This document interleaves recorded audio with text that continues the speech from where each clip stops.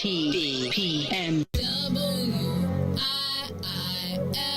WIIFTBP. Media's just for you and me.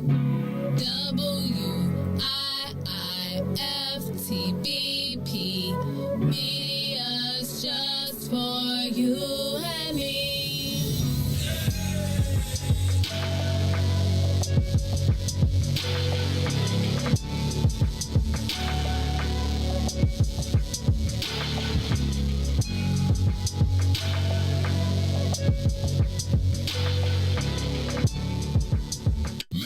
Jackson. If you could make up a social media holiday, what would it be? Randy said National Don't Let No One Put You Down Day. No one. What you gonna do? So when they say something crazy, you slap them? Be like me said. Remy said a Jukathon Day. Man, we about 60 years old. I be done had a heart You gotta attack. get your heart rate up. Okay, not that far. All right, Mario said my favorite one. My friends and I do what we call National Call Off from Work Day. As a business owner, I don't. You don't like that? Yeah. I don't like that one. Because I'm the boss of this thing. We got Marcus Garvey Day from Remy too. Oh, Marcus Garvey Day. All right, what will we do on Marcus Garvey Day? Call off from work. I'm gonna need you to go ahead and come in tomorrow. That would be great. Okay? Yeah, right. Every black holiday has something to do with calling off from work. You're cool. I'm out. How about National Join a Positive Black Organization Day? Because I don't want to be recruited. I don't want to be recruited and the brothers be like, thank you. Thank you. How about National Tell White People the Truth Day? Tell them how you really feel. You can't handle the truth. Why don't we call that National Black People Get Locked Up Day? I'm going to tell them there's an African-American man threatening my life. Hello. The most dangerous show in the morning. Why money ain't free? Why can't you just give it to me? I don't want to work for nobody. I'd rather keep doing me. Why money ain't free? Why can't you just give it to me? I don't wanna work for nobody. I'd rather keep doing me. Why money ain't free? Up in the morning with the frown on my face, 'cause I know it's another day that I gotta face now. For people I don't wanna see, working at a job that I don't wanna be, breaking my back to the bone with nothing to show. But I got dreams and goals. But as soon as I clock in, I'm ready to go. So there's one thing I gotta know: why money ain't free? Why money ain't free? Why can't you just give it to me? Give it to me. I don't wanna work for nobody. I'd rather keep doing me. Why money? Why can't you just give it to me? I don't wanna work for nobody. I'd rather keep doing me. Why money ain't free? Working in that 9 to 5, got your girl hella tired. Why won't they let me be? Now I understand why my mama always used to ask, did I think money grew on trees? I got these bills after bills and they just keep coming. Working overtime but my pockets ain't flooding. Yeah, my funds low. Adult life is scared. Why money ain't free? Why it ain't free? Why can't you just give it Why to can't me? they just give it to I me? don't wanna work for nobody. I'd rather keep doing me. Why money ain't free? Yeah. Why can't you just give it to me? I don't wanna work for nobody. I'd rather keep doing me. Why money ain't free? How the money ain't free. Every 5 minutes kids bothering me. They seem to think that money grows on trees. Always asking for allowance and clean one thing. Sick and tired of my funds being low. Spent the whole bag on the groceries at the store. Got a little something but I need a little more. And I'm a single mama, you should already know. Why money ain't free? Why the money ain't free? Why can't you just give it to me? I don't wanna work for nobody. I'd rather keep doing me. Why money ain't free? Why can't you just give it Won't to you me? give it to me? I don't wanna work for nobody. I'd rather keep doing me. Why money ain't free? Why the money ain't free? Why money ain't free? Why money ain't free? Yeah, why money ain't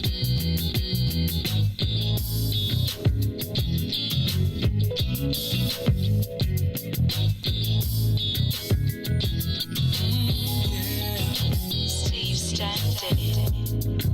I've never been lucky at love, no never. I've never been good at holding on. A heart broken so many pieces, but I'll just keep on moving on because I'll never give up on love, no never, no never, and I'll never give up on trust, whatever come what may. All that I wanna say, that true love's gonna come my way. Alright, I'm looking for a lover for me. Could you be the one for me? Yeah, alright, just looking for forever for me. For me. See, I never ever thought that I could love again. I never ever thought that I could ever win. But don't ever give up, no, and don't ever give in. See, I pray that true love finds me in the end. I'll never give up on love. I will never. And I'll never know on trust. I will never. Looking for a lover for me. See, I'm looking for a lover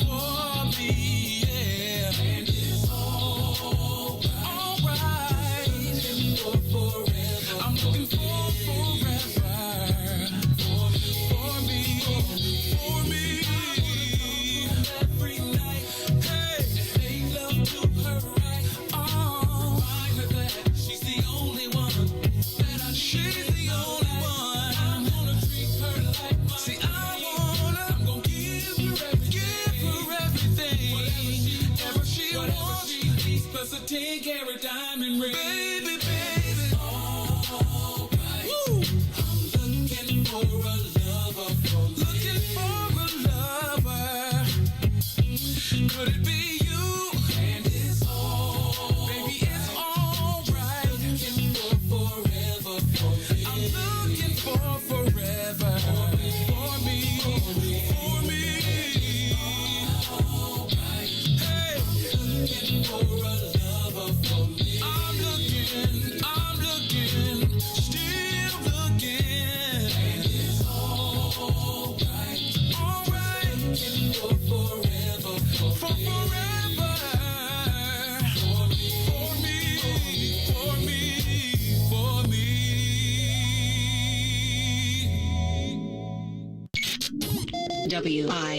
WIIFTBP. You are listening to the most dangerous show in the morning. This is What's in It for the Black People Radio. Maze Jackson. Maze Jackson, the most vociferous advocate for black people in the world. 1, 2, 3. Let's make some noise. Yeah. Come on.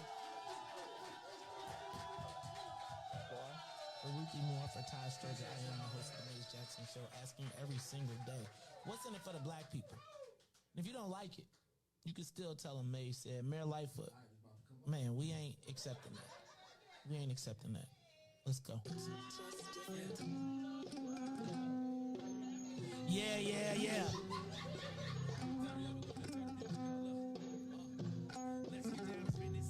Trust the facts. Lesbian and black. He was just as tired. Much to be desired. Naked on that body cam. So they couldn't touch a lot of hands. Match me at 16 shots in that cover up. Both of them similar, so I went and dug it up. George Floyd killed, a lot of riots happening in the town. Southside burned and they wouldn't let the bridges down. Grandmother sick, need a prescription and plus a couple groceries. You gon' have to travel just to get it now. COVID-19 out here shutting all the business down. Not enough SBA loans to even give around. So many failed businesses that you could put them in the bow. If you don't survive the pandemic, it's gon' sit you down. Sing, dance, play ball, entertain and crack jokes. Government infested black neighborhoods with crack smoke. System that milked us so bad, we got lactose. Still trying to find out what's in it for us black folks. Sing, dance, play ball, entertain and crack jokes. Government infested black neighborhoods with crack smoke. System that milked us so bad, we got lactose. Still trying to find out what's in it for us black folks. Shout out to Willie Wilson, oh, what day you get to send it? We need some different players in the game to handle business. So many shady characters like Madigan and Blago, but when you really break it down, it's typical Chicago. City full of gangsters is what the land was built on. Same streets with hood legends, DNA get spilled on. Carjackers out here lurking, trying to get they steel on. Looking for a block to throw them Hellcat wheels on. Lenders get bogus appraisals and red line. Car crackers out here getting minimal fair time. And I'm concealed carry, can stay with the pipe. But Illinois gun laws giving minimal rights. Head on a swivel, make sure I'm moving tight. Keep all of my mirrors when I pull into the light. Pick my homie up from out of town, man, he called a flight. He was kind of nervous, man, it's a way of life. Look, we sing, dance, play ball, entertain and crack joke. Government infested black neighborhoods with crack smoke. System that milked us so bad, we got lactose. Still trying to find out what's in it for us. We sing, dance, play ball, entertain and crack joke. Government infested black neighborhoods with crack smoke. System that milked us so bad, we got lactose. Still trying to find out what's in it for us. Yeah.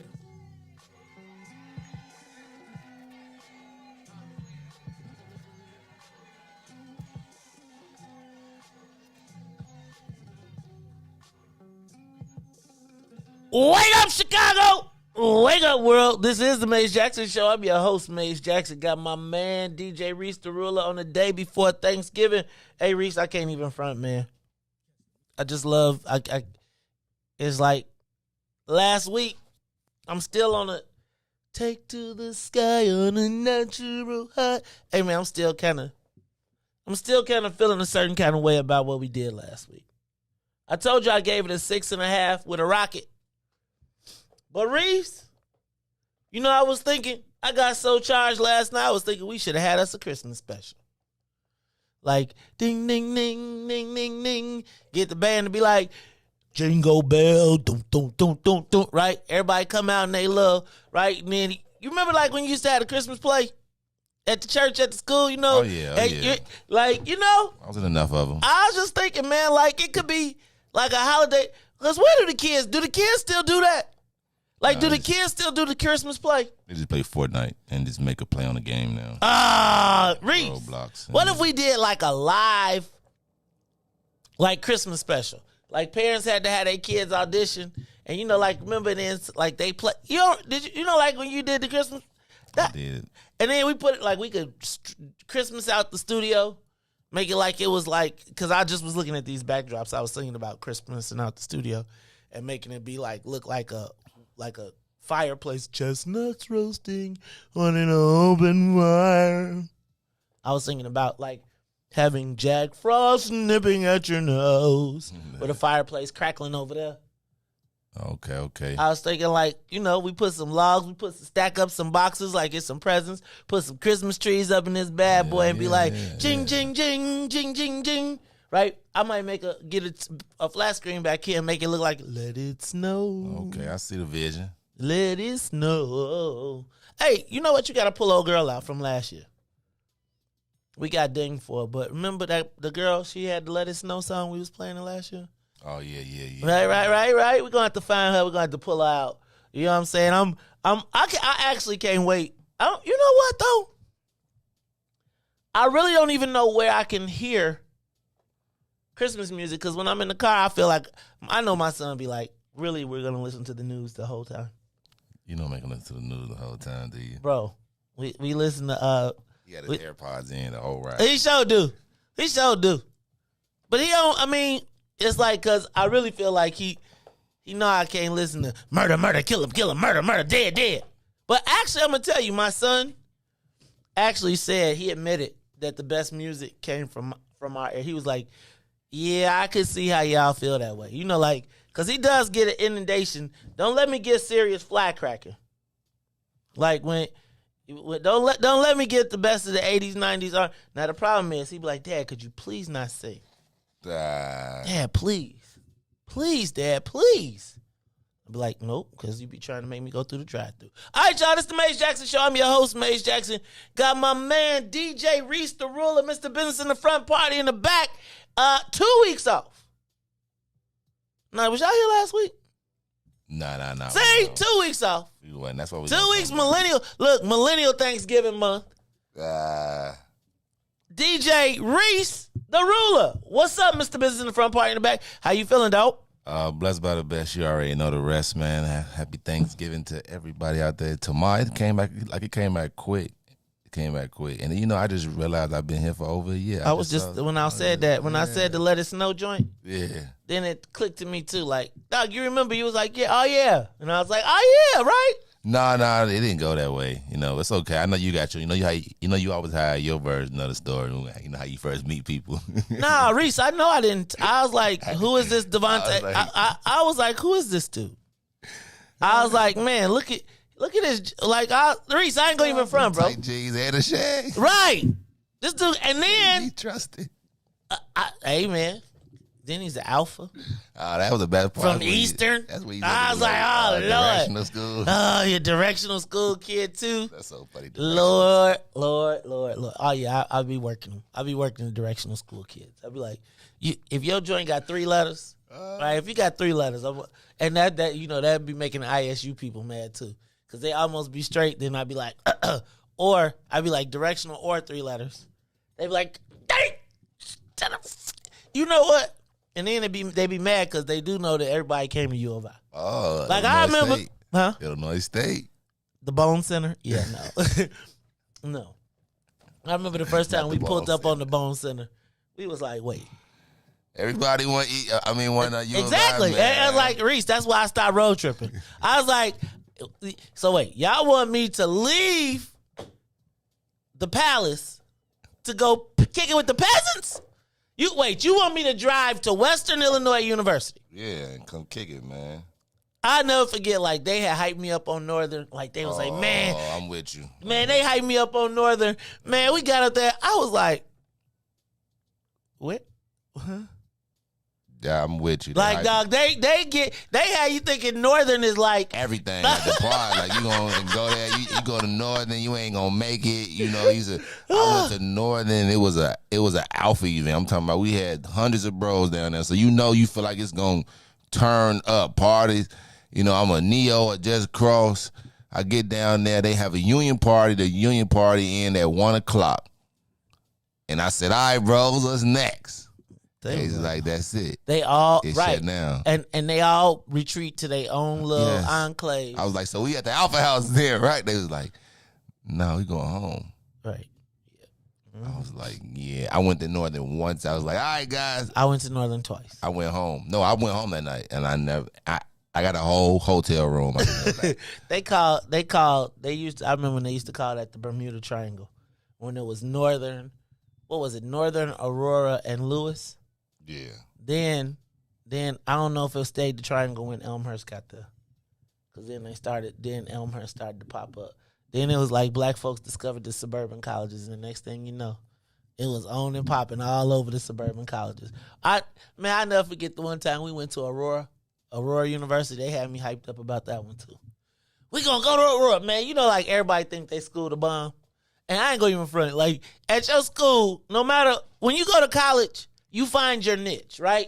And it's like you make it the bomb for where you at. But, like, it's just different levels of bomb. You know your school trash. I ain't trying to hear that, man. You know what fun look like. You know when you go on road, listen, if you go on somebody else's road trip and you have 10 times more fun than you had at your school, you just know that you're not able to go. I'm not sure that I ever had more fun at a road trip than I did at my own school. I don't. Let me not say. I mean, it might be the newness. It might be me, but like I still would be like, really, Joe? Like Southern was pretty dope. I hated if there was anything I hated, it was Southern. I don't know why. And that drive, like the drive, and then to arrive at Southern, and we're like, wait, we're going to party in the trailers? Hold on, you mean in the woods over there? Yeah, nah. Like again. Riis, you got to understand. University of Illinois had every facility ever. Like, we had mind control I lived right across the street from the mind control lab. Like, where all the stuff that they talking about now that's happening. So we had, like, all of the stuff. So it's like, I mean, again, like, you got to remember, like, whole schools would fit on our quad. We had, like, 5 quads. I remember, like, when we would go hang out with our cousin, we would climb on top of the, well, not me, but my cousin, he would go to Follinger Auditorium, which was like 15 stories, climb up the side ladder, and they would be looking out over the whole city, chilling. Actually, it's a show on Hulu right now called Champaign, Illinois, and it's about these dudes that they boy became a rapper. Like, they was best friends in college, and then on the last week, he was like, hey, I just signed with Lil Wayne, and I'm going on tour, and you should check that out. You got Hulu? Of course you do. You know. If you don't got Hulu, you got to get everything. Right. Let me get your login if Ruthie was here. Anyway, you got to check that out. All right, Riis, it's the Maze Jackson Show. I'm just letting y'all know today, I'm freestyling, I'm kicking it. It is the day before Thanksgiving.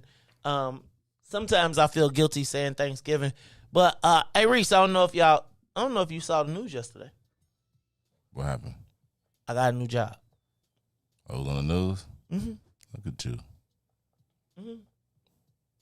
The day after you adopted me, I'm so proud of you, Pops, man. The day after you adopted me, look at that. Won't he do it, y'all? Won't he do it? Speaking of that, did you know they're bringing back different strokes? They doing a live. Wow. They doing a live. You know how they used to do the live versions of the shows. Kevin Hart is in it too. I hope he ain't playing Arnold. Come on, man. Right? Yeah, too tall. He too tall. He too old, man. Gary Coleman.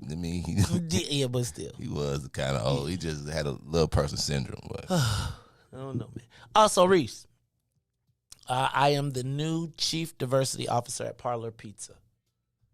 I have been negotiating with them for a while, but I don't know if you know about the Parlor Pizza Corporation. Right now, you may have seen them in the news. They've been having some challenges as related to really claims of racial discrimination, a variety of issues. But I had been in negotiations with them for a little bit and finally decided to close the deal yesterday. So, Riis, we're going to talk about some things today because, man, Hey, Joe.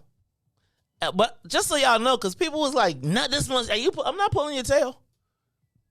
And I'm not going to give up all the things that I have going, but I am now taking over as the chief diversity officer there. Riis, 3 locations. You ever been to Parlor? I think I've been there once. We're going to talk about that. We're going to talk about restaurant racism in general. About the description. You know what, Riis? It was like I was thinking about our other conversations, right? About I was talking about going out to get a steak. But I want to talk about just kind of our experience when we go to the restaurants and things like that. Because, sometimes, I want to have a real conversation because I want to know. I got to talk about. But, Riis, I'm kind of excited, man. I don't really, where's the. I feel like they was like, uh-oh. I mean, you know how somebody be like, I don't think they get it, Riis. Look, yesterday I did Chicago Tonight. I did it from my home studio. Okay. It said, what's in it for the black people on the wall, right? They gonna put that ... on there, They couldn't do it. But I'm telling you, here's the thing. I'm excited about the opportunity to actually address things that we know. Right? And I got a love for restaurants too, right? I used to work in restaurants. There was a time when I thought I was going to be a restaurateur. You thought you was going to be the CEO of McDonald's? No, I thought I was just going to run I thought actually I was going to run the Ryan Steakhouse in Atlanta, Georgia. And I was going to make $70,000 a year, and I was going to be set for life. That was what I thought was going to be my path. Did I ever tell you about the time? Recently, I used to run restaurants, and at one point, I left Chicago to go to South Carolina to train, to manage. Have you ever heard of Ryan Steakhouse? Yeah. Remember the all-you-can-eat buffets? Yeah. So I went to go work there. I got hired before they got my background check complete. But that's a whole nother story.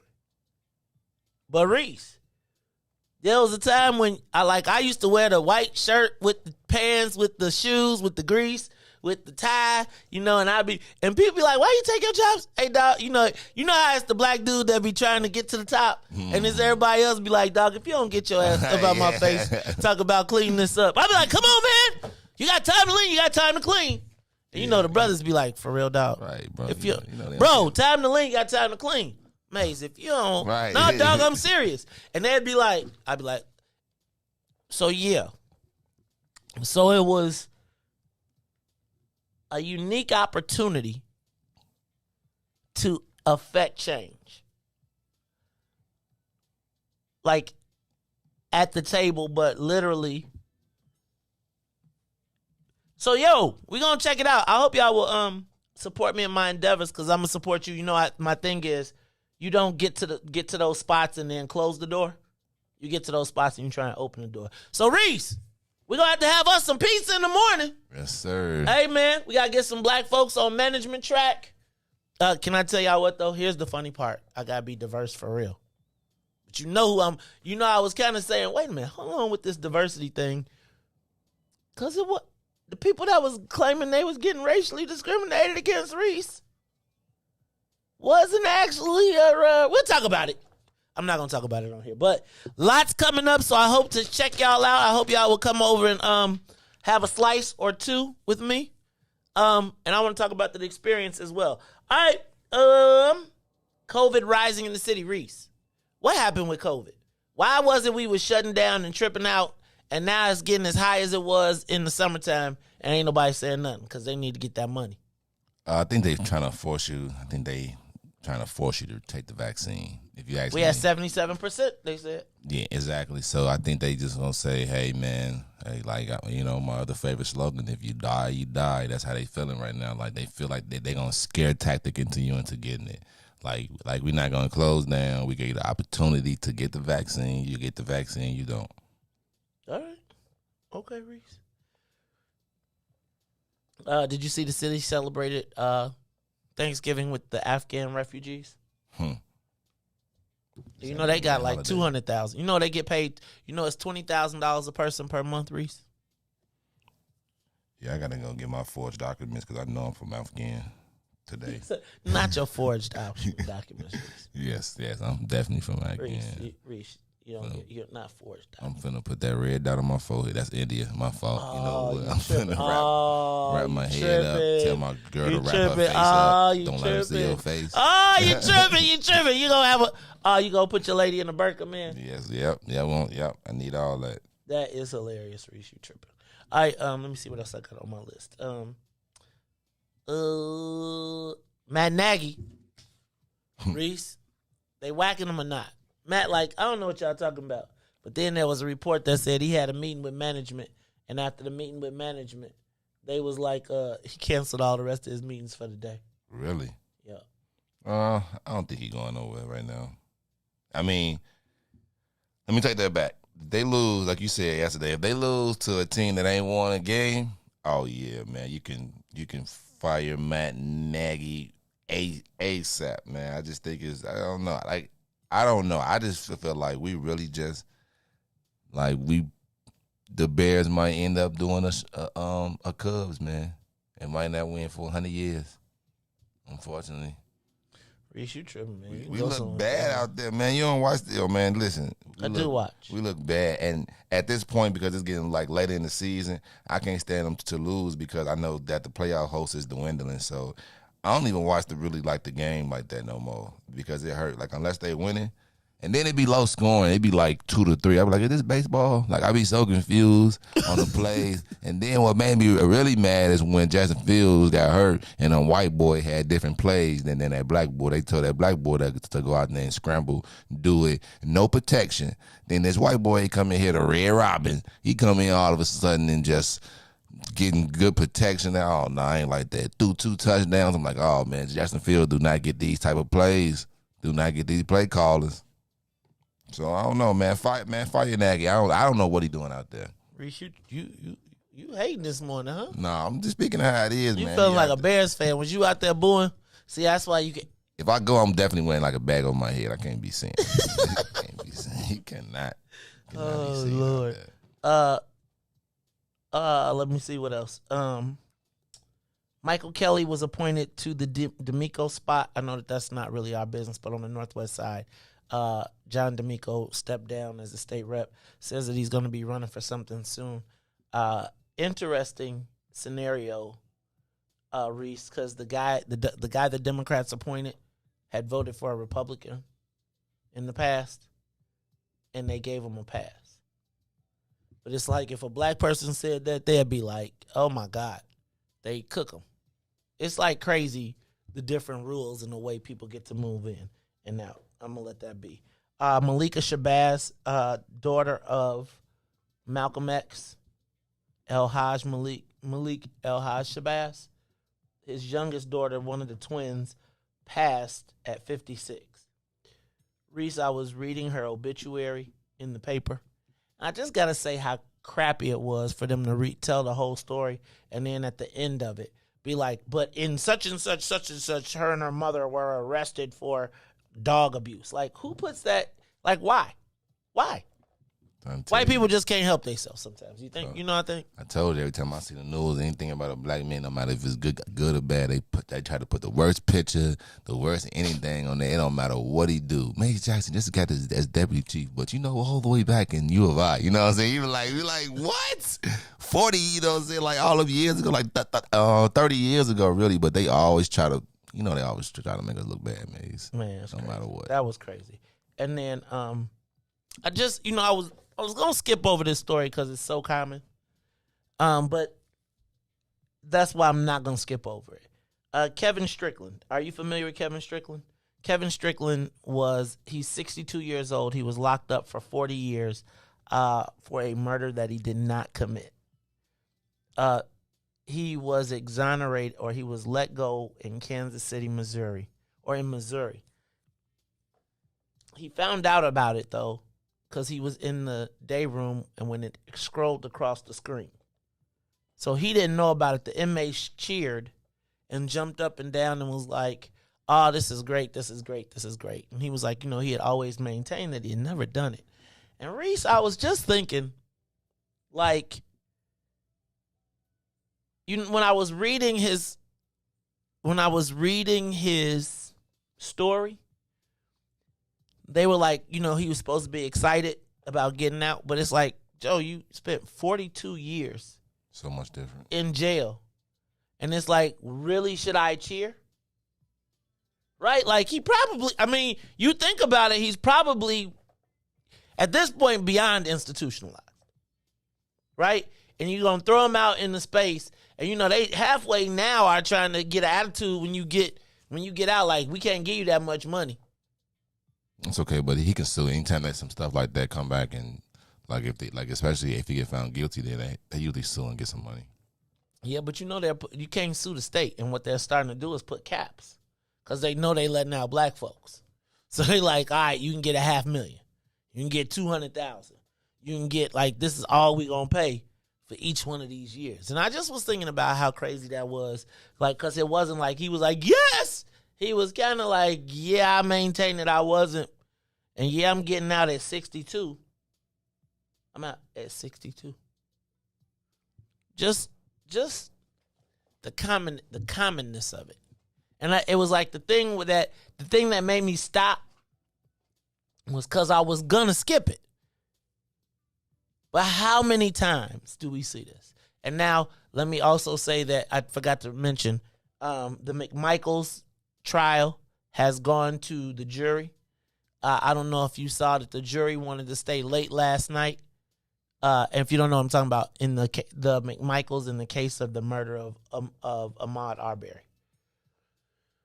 They wanted to stay late last night to work, and the judge told them they had to go home. Somebody called me and say, man, I won't work. If I got to pay you overtime, that's a whole different story. But if they say, man, we want to get our work done, why you bro, man, it's going to be, I hope we don't have to cancel Christmas. I really don't. Look, y'all, it's the Maze Jackson Show. I'm your host, Maze Jackson. Got my man, DJ Riis, the ruler. Hey, Riis, you go ahead and go to break, but when we come back, I want to welcome the WBGX audience with another video presentation. So go ahead, do your news, traffic, weather, all that stuff, and then when you're ready to come back, we're going to hit them with a little grateful. It's the Maze Jackson Show. We'll be back. The Maze Jackson Show will be back after this break. WIIFTBP.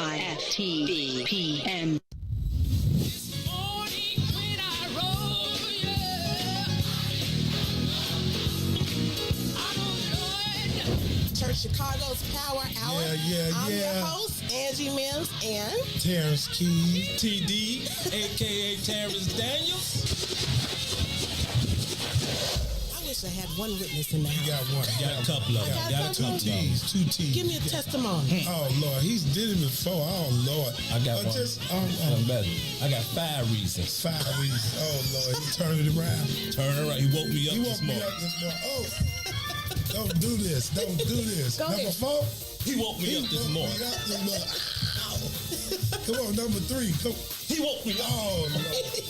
He woke you up. That thing can touch you. One of them 5s will get you. What's the second one? He woke me up this morning. Yes, sir. Yes, sir. Oh, my God. And the number 1 reason. Number 1. Final answer. He woke me up this morning. He woke me up this morning. That's a testimony. That's a testimony.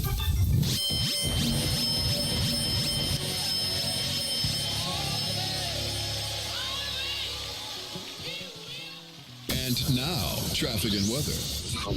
Yo, who said devotion had to be sad?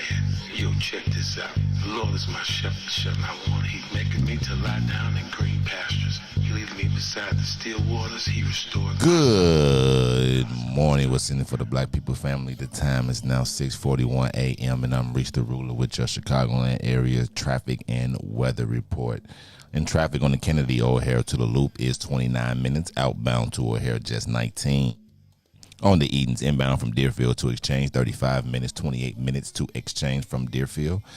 On the Eisenhower, Thorndale to the Loop is 31 minutes. Back out to Thorndale will be 30. On the Stevenson, from I-355 to the Dan Ryan will be 36 minutes. Outbound, 33. The Bishop Ford is 20 minutes from I-80 to the Dan Ryan and 17 minutes back out to I-80.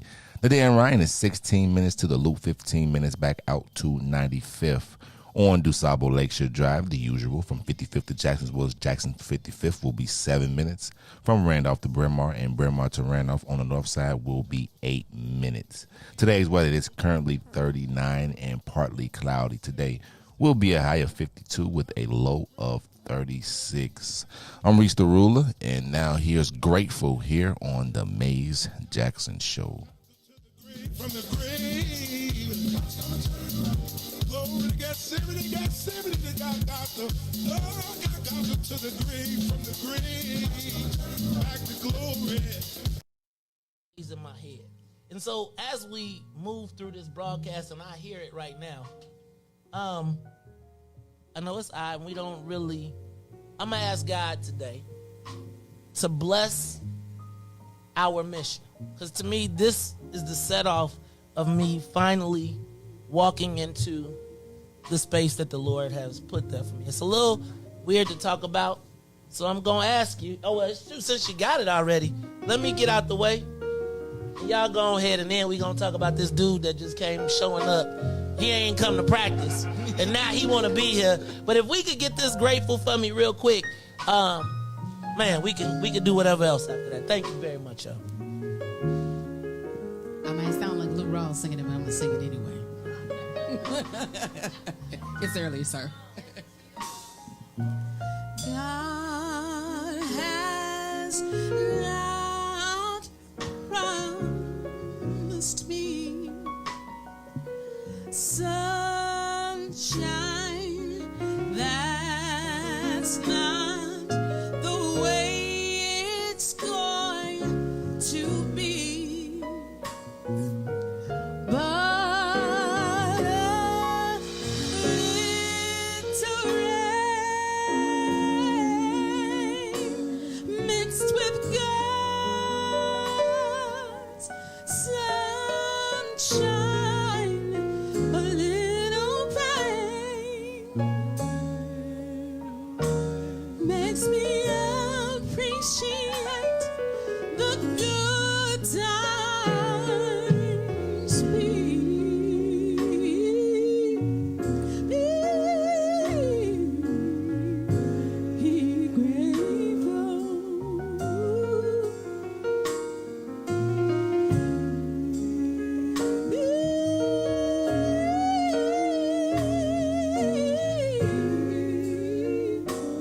Be grateful. God desires to feel your longings, every pain that you feel. He feels them just like you,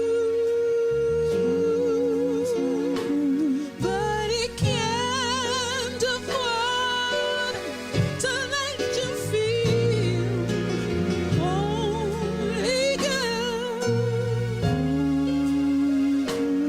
that you can appreciate the good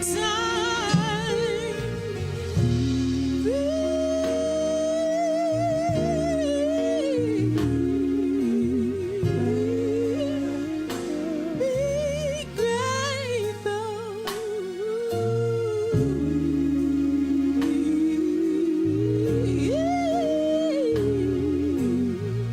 Be grateful.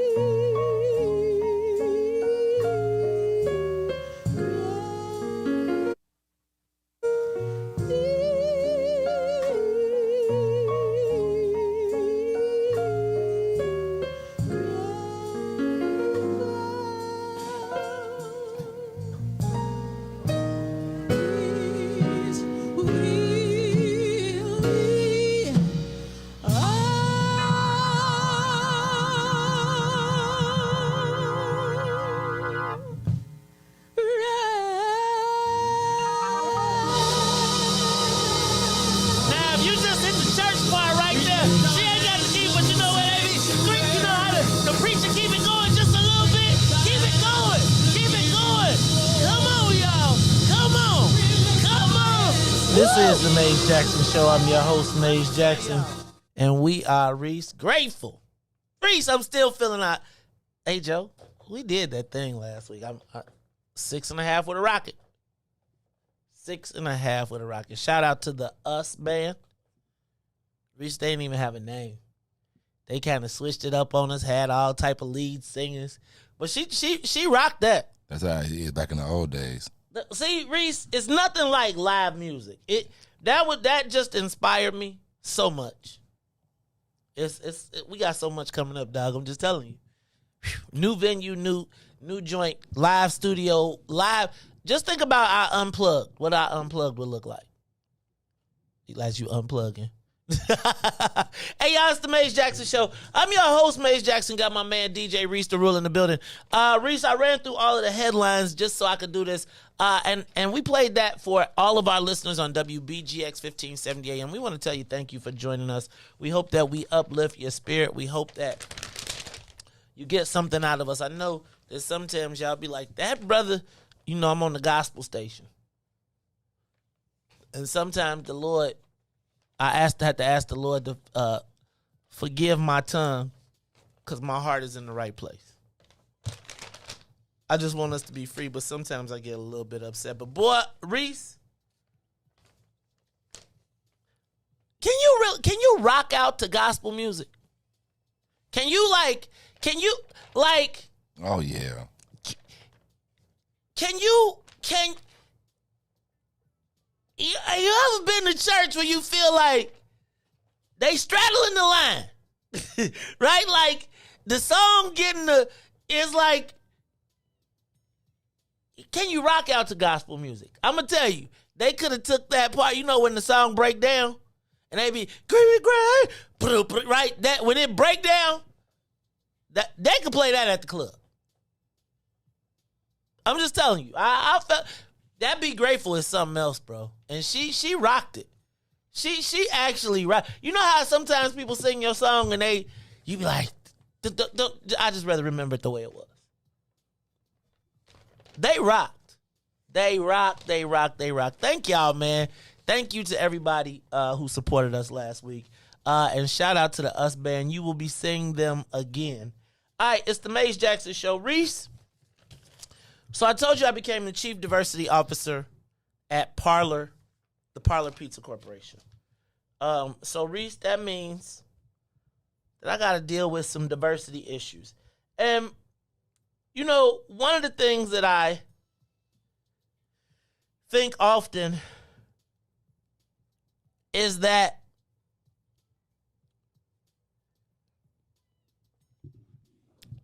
let's put it this way. Riis, there's probably no restaurant in the city of Chicago that I can't go to. I'm not going to say that there's not any, you know what I'm saying? I'm not trying to front. But I would tell you that, Riis, I have eaten from the top to the bottom restaurants in the city of Chicago. And I wonder, is there a difference in the way that black people get treated at restaurants?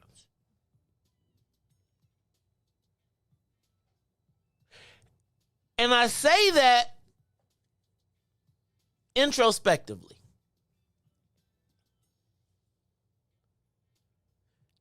Riis, give me the big voice, because I want to ask the social media question of the day. And then I'm going to ask you all to give us a call, 872-259-7474. 872-259-7474. Riis, give me the big voice. I'm ready. It's time for the social media question of the day. Have you ever experienced restaurant racism? Give us a call,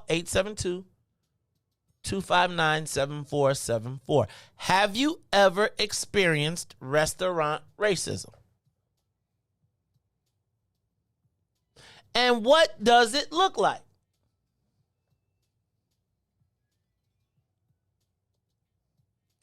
Have you ever gone to a restaurant and felt like you've been treated differently?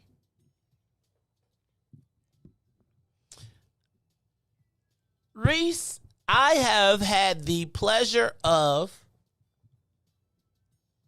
going to some of Chicago's, let me back up, being introduced to some of Chicago's most elite restaurants. I'm talking about, you know, the type of restaurants that they review in the magazines, you know, the Michelin star rated, blah, blah, blah, blah, blah. And oftentimes I'm introduced to these restaurants with someone white.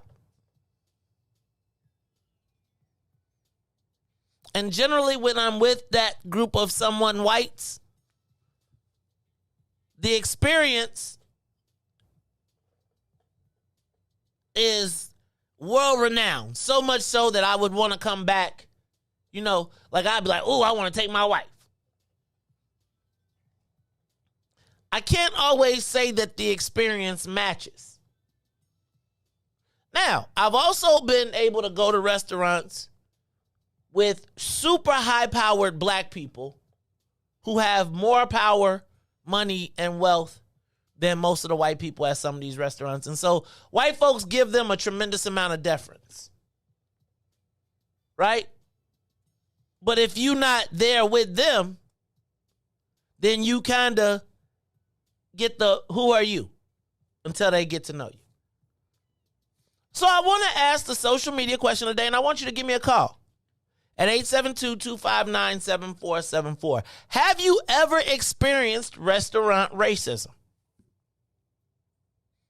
Then I want to conversely ask you, what restaurants do you frequent and why? What restaurants make you feel comfortable? What restaurants do you go to and recommend your friend? And then, Riis, you know what I want to know? How do you balance when you find a good spot and you want it to stay your spot and you don't want to blow it up, but you want people to know? Do you know what I'm talking about? Like when you got a spot where you like, man, price right, music right, environment right. I want to bring but I can't tell everybody. Or is that even a thing? Give us a call, 872-259-7474. What restaurants make you feel comfortable? What restaurants don't? Riis, you go out to eat a lot, I bet. I go out to eat. Riis, you see, like you know what Riis, you seem like an adventurous dude, like a dude that would try kind of anything, right? Like, yo, if y'all got axe throwing, hey, we're gonna go axe throw. Hey, y'all got top golf, hey, we're gonna go top golf, right? But I also feel like if somebody said, hey man, we going to Sushi Samba where we gonna eat naked sushi off the naked body, you'd be like, hey Joe, that sound like a Weeko episode. Excuse me, week 304 episode. Riis, when you go out to eat, do you have places that you... Well, first of all, have you ever experienced restaurant racism? Of course. I think almost 90% of people that's black or, you know, of color definitely experience some type of racial at a restaurant. You know, like you go there and maybe I'm at an upscale restaurant and I could be, you know, just like called in or something, or I could just be in the area and somebody was like, hey man, I'm at the restaurant, I forgot to like tell you, and I may come in like a jogging outfit, but you know, they'll look at you or something. I've been places to where before they, you know what I'm saying, I like, bro, I probably got your month salary in my bank account right now. You know, I can pay for anything in there. Like I hate like when I go there and they look at me like I can't afford something. Like that's just because of what I had on. Don't worry about that. But yeah, I've definitely experienced forms of racism. Give me another one, because I think dress code. So, you know, I think here's my thing. You know, we're gonna have this debate. Good. No, we're gonna have this debate on dress code at certain restaurants. Like at a white tablecloth restaurant, I just feel like you're supposed to look. Now you ain't gotta have on a suit and tie, right? But I feel like you better be fresh. Right, you better be the freshest of the fresh. If you at the white tablecloth in the t-shirt, that better be the freshest t-shirt in the history of t-shirts. But that's a whole nother story. But that's a form of racism. Now, I bet if a white man came in that looking just like me, they probably would have gave him different services and didn't judge him at all. That's what I'm. In That's still some cases. racism. That's still racism. Even if it's one case, it's still a form of racism. Okay. So give me another example of like, I can give you that. Give me another example of racism that you experienced in a restaurant. You know what I just realized? Being waited on and somebody sat down before me, got my food late night. I feel like, I should have got my food first.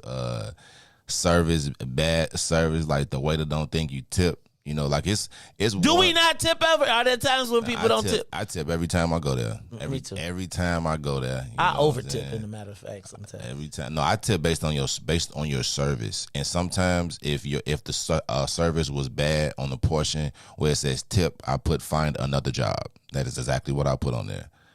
And then leave a tip. Find another job. This is not for you. This is not for you. I shouldn't have to wave my hand and ask you for some water or some straws. Like in the restaurant business I work in there, you're supposed to come before food every 7 minutes, afterwards 15. If I'm not seeing you, I've been to IHOP and literally sat in IHOP for 56 minutes. And then I told them, I said I didn't even want to come to the counter. I just was counting for 56 minutes. And no waiter came to me. 56 minutes? You sat somewhere for 56 minutes? 56 minutes calmly and patiently and went right there and asked for the boss because there was nothing that young lady at the register could do for me. Nothing. I want to let you know how I explain about your service. But the best thing is, you know what? I enjoy bad service because then you get with it. Once I call corporate and tell them about my bad service, corporate sent me a free anything back there. Now I go there, with all smiles. I'm prepared for bad service. Like it's a Buffalo Wild Wings. Every time I go, I immediately say I do not want this certain waiter because she's a terrible waiter. Is she white? Yes. And do you think it's racial or is it just I think it's racial, because I've watched her have other black tables and I've I really watch, I sit back to the wall watching. I watch people and service because I'm real big on service. I don't care if you're a hole in the wall or a big corporation, service to me, I would drive beyond places just to get to your restaurant if the service is good. But no, it's just it's just crazy. I've been somewhere and they really didn't think we can afford they was like, are you guys sure you know where you guys are? Okay. That's a good, I want to talk about this. Give me a call, 872-259-7474. Have you ever experienced restaurant racism? You know what I just realized? That sitting by the kitchen, being sat by the kitchen is an issue. I was out to dinner the other day and it was a corner booth, but the person I was with was like, that's by the kitchen or by the bathroom, right? I didn't realize. Yeah. But I want to know, have you ever experienced restaurant racism? Then I want to know what restaurants get it right and what makes them get it right. Is there a balance? Do you know when a restaurant is going to the left? When it ain't, right? So I was thinking about, how a lot of times people go to the suburbs to have stuff because they don't want to be next to the people in the, right? And now you seeing the stuff traveling to the suburbs, right? And it starts to go further and further because people try to go. So, Riis, I want to know, who gets it right? What restaurant do you go to? What restaurants get it right too? So let's talk about it all when we come back. It's the Mace Jackson Show. We're going to take a quick break when we come back. Dag, Africa, you tagging everybody. Yeah, we got some callers too. Oh, we got callers? You want to take one real quick? Oh, yeah, we'll take a caller. Call you on the Mace Jackson Show. Have you ever experienced restaurant racism? What does it look like? What does it feel like? Hello? Linda. Lisa and Linda.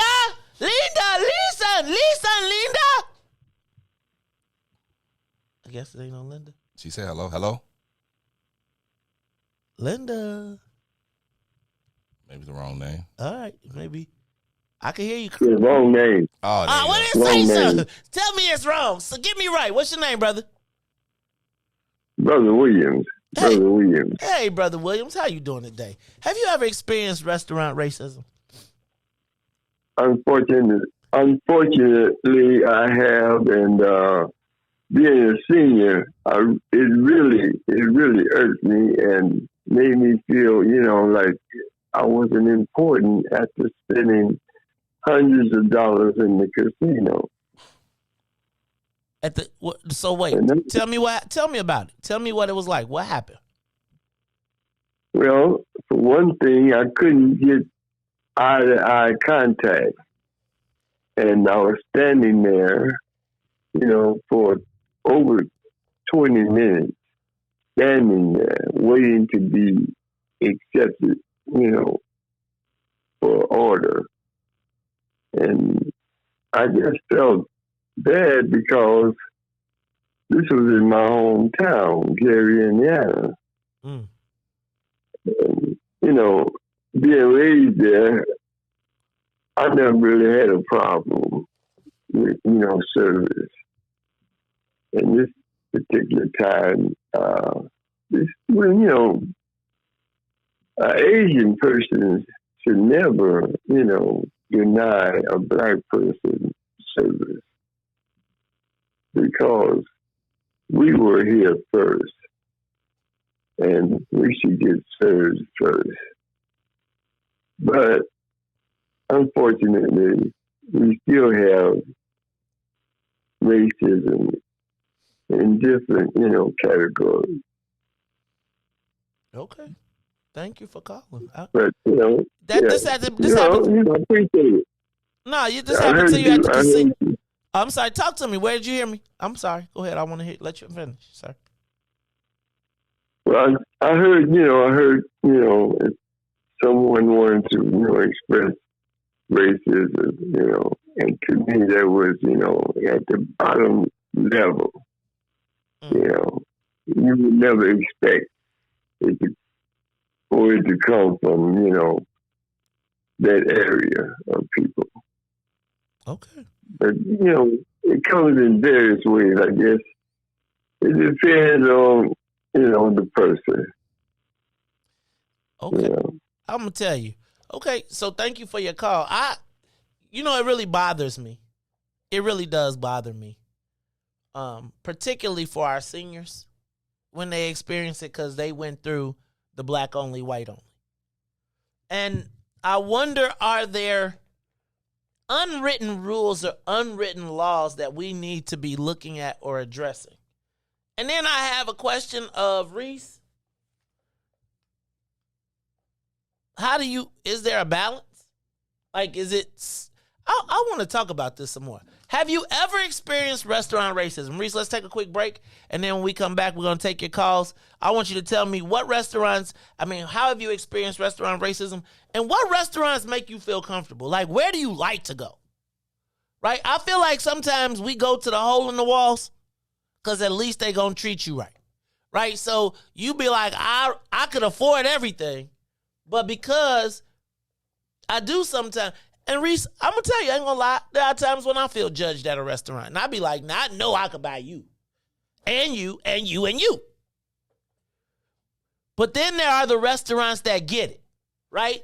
That be like, man, like there are restaurants where I can walk in, I won't say I would walk, but in a sweatsuit. And they get that because you're at this restaurant, you're that guy. And it's like that point where they be like, hey, Joe, no matter what dude come in with, you better let him sit down, right? Because probably the people that's meeting with him probably have suits on to meet him. It's the Maze Jackson Show. We'll talk about it more when we come back.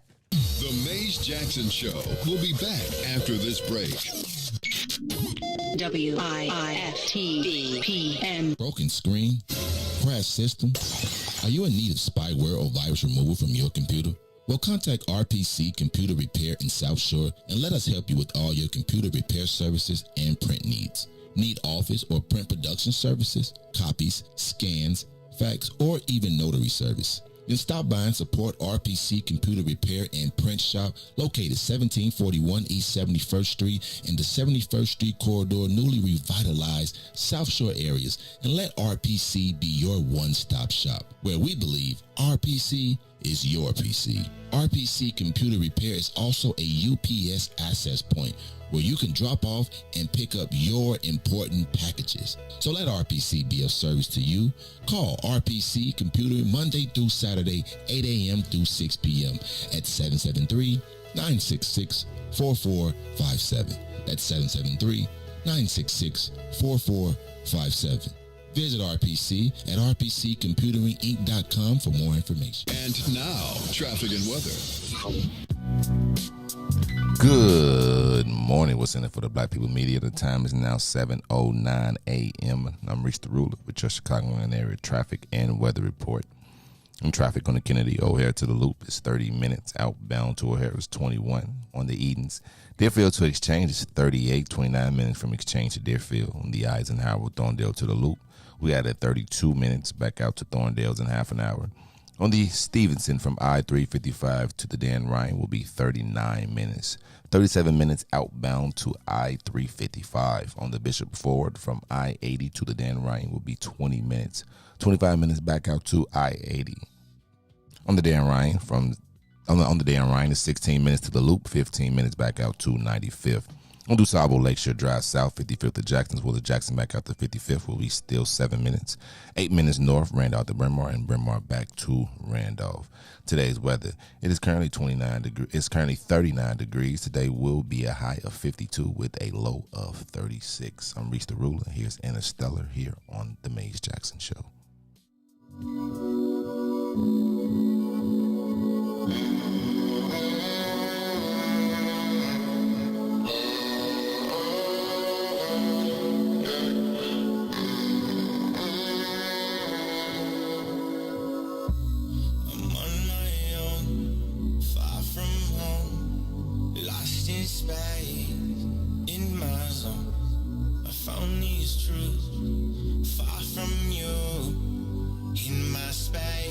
Interstellar mode.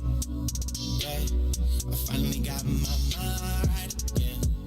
Yeah, now I know there's no time for pretend. Yeah, I come alive in the moonlight. See me shooting across the skies. Don't you know stars were born to fly?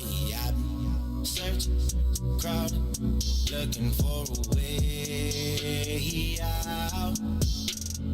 I've been hurting, falling, but I think I found my way now. I'm on my own, far from home, lost in space, in my zone. I found these truths, far from you, in my space, in a stellar mode. Yeah, I finally got my mind right again. Did it all in spite of the hate. Every time they said that I can't. Nebula, they run through my veins. Every molecule in the strands. Senses feeling some kind of strange. Damn, I think my name's Spider-Man. Jump out the window and swing for the dreams that just might be. Never gonna let go. No, to the man in the mirror look like me. Drifting through the cosmos, far away from your lies. I realigned all my goals. That's a constellation of mine. Yeah, I've been searching, crawling, looking for a way out. I've been hurting, falling, but I think I found my way now. I'm on my own, far from home, lost in space, in my zone. I found these truths, far from you, in my space, in a stellar mode.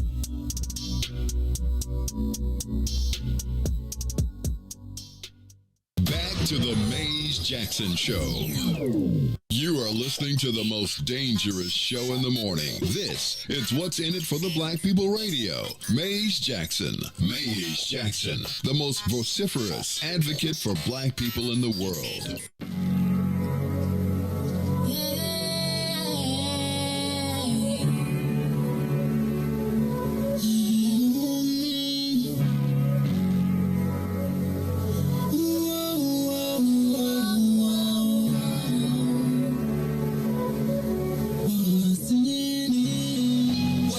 For for the black people. Cause economically we are not equal. Waking up to lies, can't toast no more. I told y'all, yeah, this a dangerous show. Don't go to church if you ain't trying to help us. Don't even try to be around and can't protect us.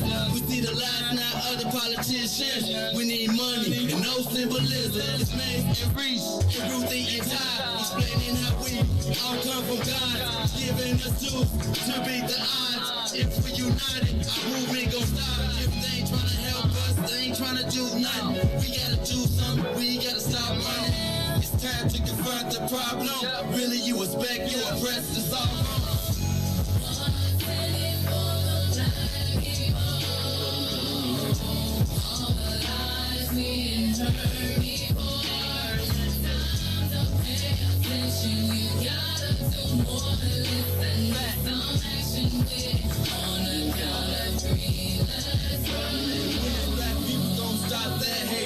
Look in the mirror, realize you great.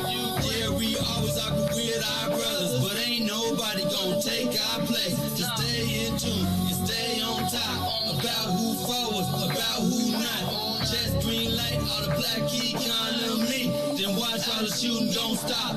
To my black people in power, just remember we put you in power. If you really wanna save all the black princesses, be Mario and not Bowser. They gave us a hard job.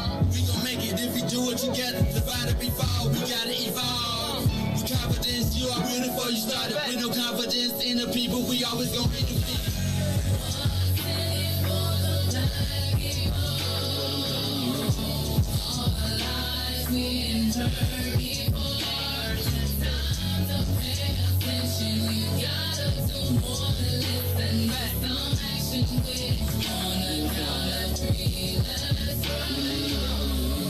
What's in it for me?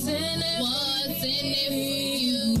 Who's telling the lies? Who's telling the truth? Black people realize the sun shines for you. So stop the divide. See what melanin do. What's in it for the black people? All the lies we hurt people. You gotta do more than listen. Some action with on a count of three. Let's run. We're black people. Being black. We can grow. Wake up, Chicago! My bad. Wake up, Chicago. Wake up, world. This is the Maze Jackson Show. I'm your host, Maze Jackson, with my smooth grooves voice. Hey, y'all. That's right. I see you. It's the smooth grooves voice. Late at night, early in the morning. I always wanted to do one of those. You want to lean over, tap on the shoulder. Say, baby, are you ready? Man, it's too early. Stop. Boy, stop playing. Tap on the shoulder, baby. Are you ready? What are you talking about? The Maze Jackson Show. You got to tune in. Maze is coming. No, I'm just playing. I'm just playing. Y'all like I got my smooth grooves. Late night. Riis. It's after dark. And I want to have the smooth grooves show. Riis, you should do like we should get Chicago. Like, if we could get, like, all slow jams for Chicago and do, like, a 1 hour slow jam show, but, like, get, like, so say, like, you get Maurice behind, and then we do, like, you play videos, and then we have one live performance. Right? I'm just, you don't want, Riis, you ain't ready. But you can't, but the whole thing about it is that it's the platform, like Facebook, like, I don't want to put on a good show. Like, everybody have to watch it live because sometimes it'll ban us for the people can come in and sing their own song, and then they're still ding you. So we gonna have to figure out our platform, but we gonna have to do that, bro. But now I always wanted to do like a late night. You know how many R&B, because I'm an R&B at heart, so you know how many R&B. You an R&B artist? You said at heart. Like oh, me too. I said if I could be Jay-Z or Prince, I'm Prince all day. You know, I just prefer like R&B. So. Oh, you know, like I can't tell you who my favorite R&B singer is, because then I get judged. Oh Lord, you know it's kills. and on that note, I mean, I think he was a lot of people's favorites. Did you see Kenya Moore said she had an R. Kelly experience? He told her she flew into town because she was trying to get a singing career, and they put her in a room, and while they said, get naked. She said she had a decision to make. So she got naked. And then she said, this is what you came here for. You got to do what you got to do. And then she said she only left after she heard a girl getting beat in the next room. I was just like, oh, Pied Piper. It's Mace Jackson Show. That's why I stopped. I don't read pop culture because it's too much. It'd be too much. Like, and that's 90s R&B. What you talking about? hey, I don't even want to talk about it. It's the Mace Jackson Show. Let's go back to restaurant racism. Have you ever experienced restaurant racism?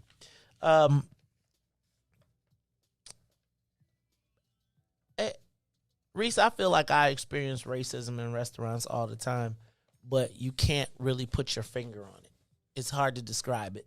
It's hard to say, right? It's like you can't explain how someone looks at you. You can't explain how they make you feel in a restaurant. But I want to know, have you ever experienced restaurant racism? And I want to know where you've experienced like great experiences in places. Like, what makes a great experience? Because have you ever gone out and not experienced and had a great time out to eat?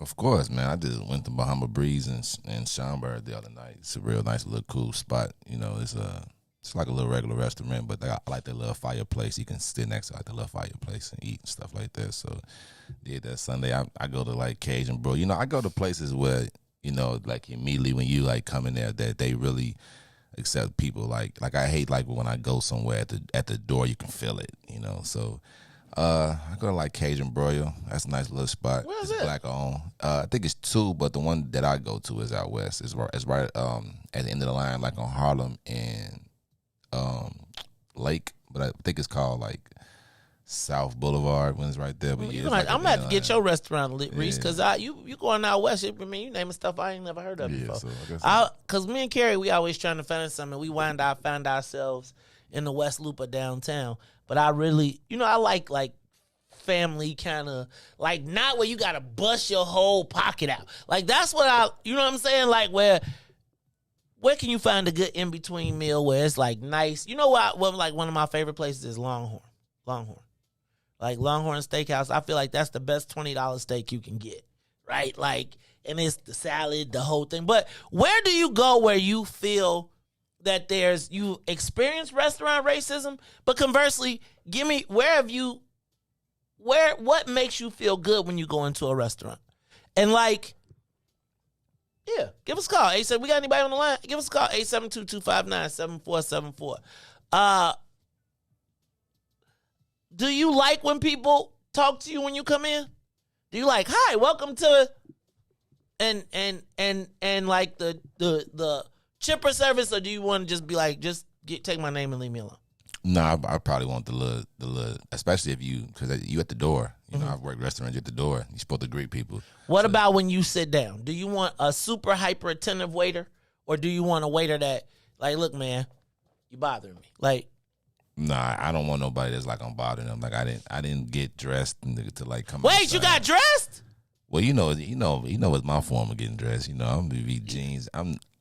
I can't see myself to go put on a suit and tie. I don't think nobody put on a suit and tie. This is like I would have to be sitting down with somebody what I know that's we talking about a real big business, and then I'll wear something like that. But yeah, I put clothes on and go outside. You know, I guess to say the millennium dress way up. to get dressed, right? You know?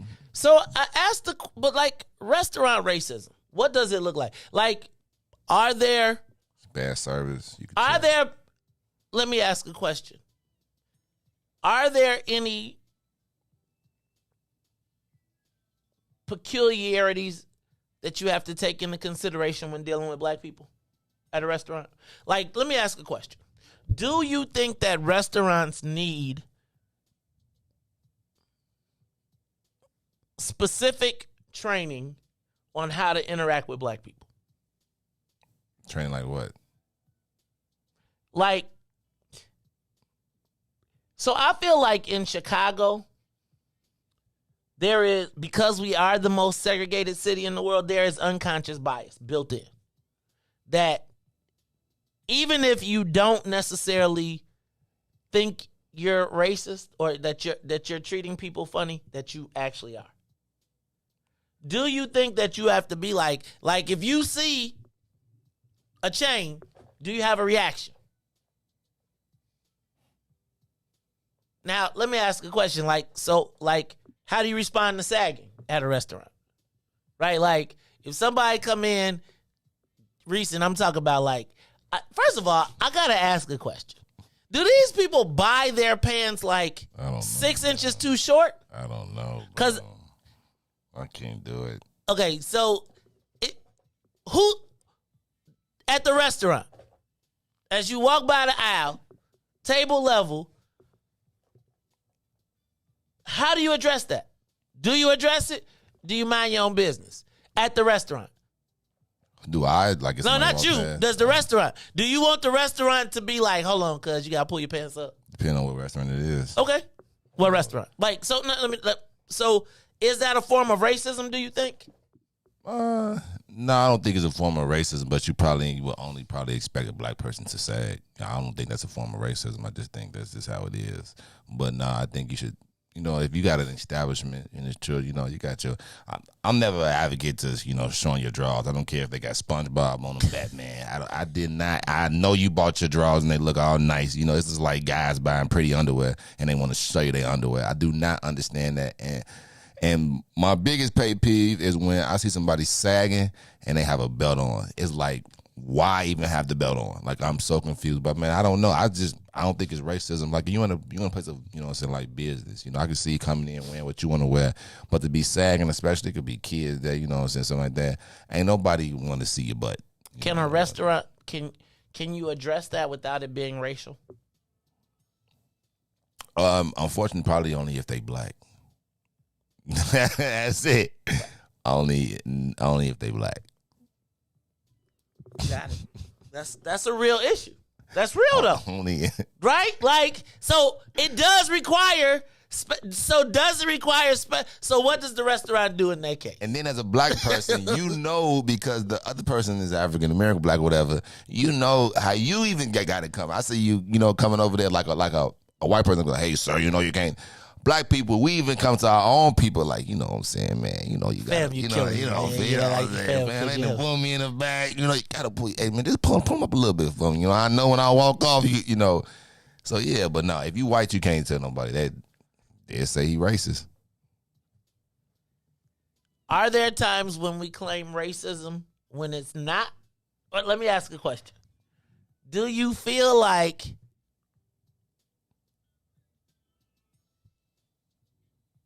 so Riis, you got any spots that's like your spot, like that you don't tell everybody, but it's your spot? Like, every time you go there, it's gonna be a bomb experience,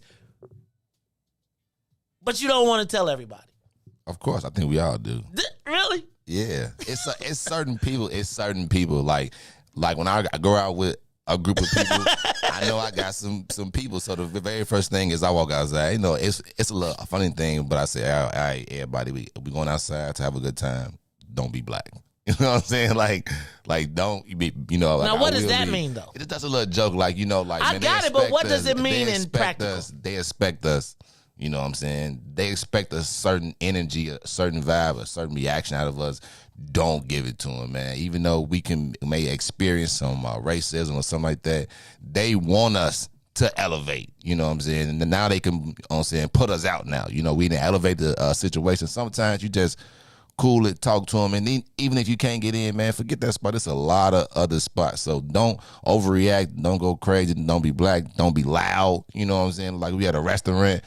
Everybody in the restaurant don't need to hear your conversation, like yelling. So it's kind of like we outside, y'all, and we grown. Come on, y'all. So let me ask, though. So what happens when nobody has the pregame conversation? Have you ever been to a restaurant where it almost is like Marks be like, who gonna check me?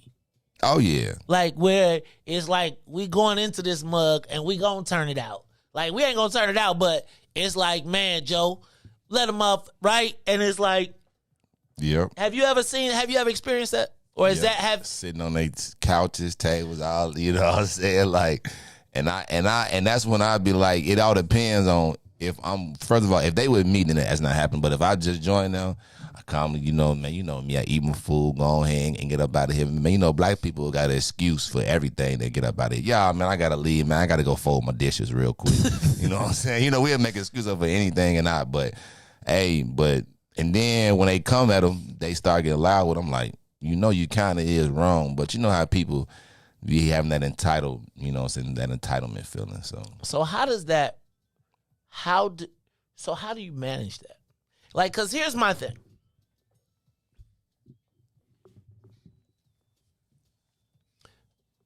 I have been known to be with my bros at a restaurant and they have to come and tell us to be cool.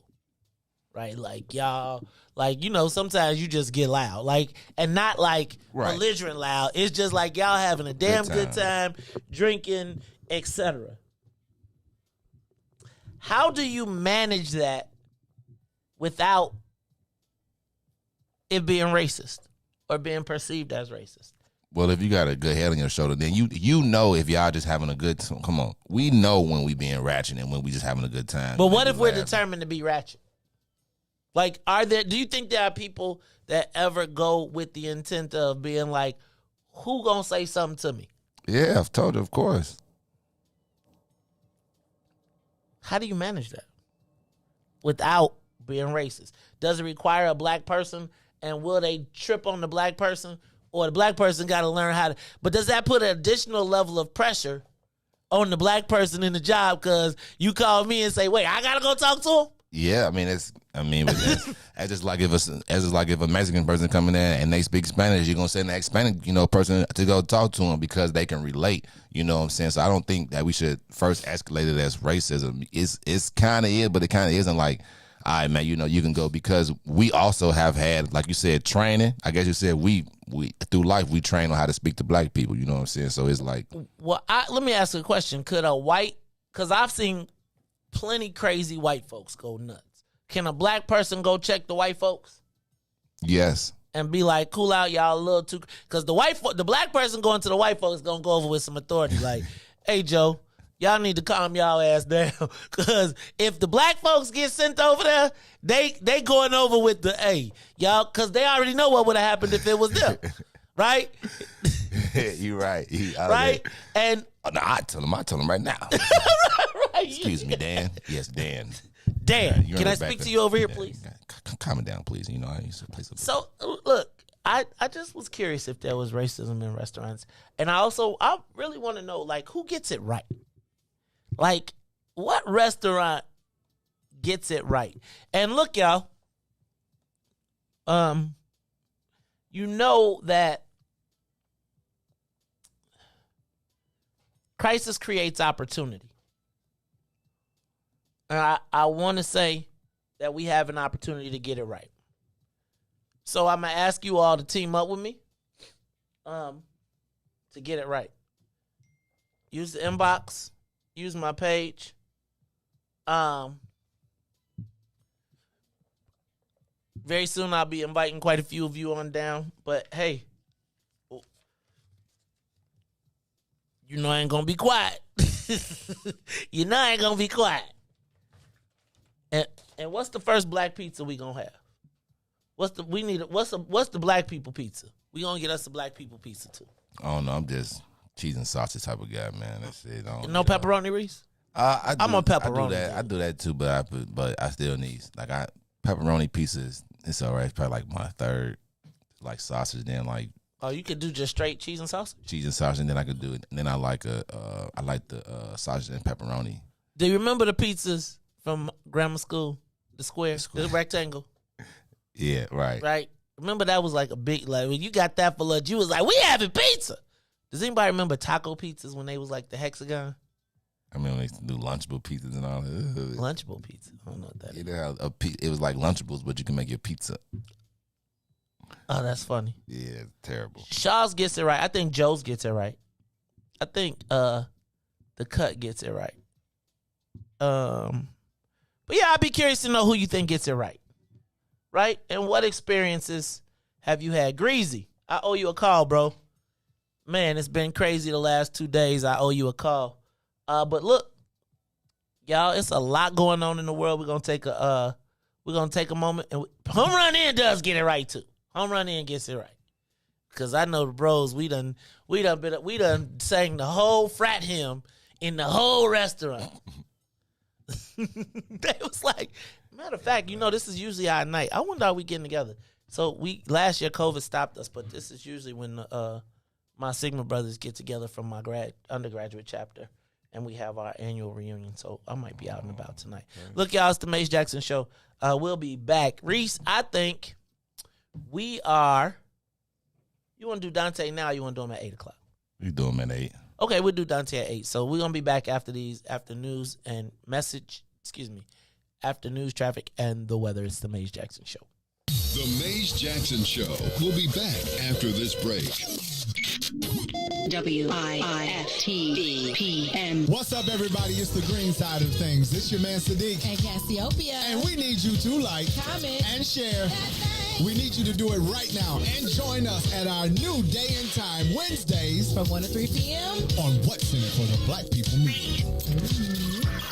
If you're a business professional, have you ever wanted to multitask on your way to an important meeting instead of navigating through traffic? Fellowship Fleet Limousine and Bus Company is your solution for chauffeured ground transportation. Our company provides sedans, SUVs, stretch limousines, vans, and buses for corporate travel, airport transfers, and group shuttles. If you're a corporate travel manager, individual business professional, event or meeting planner, relax. Let us take the wheel. Visit fellowshipfleet.com to book right now. And now, traffic and weather.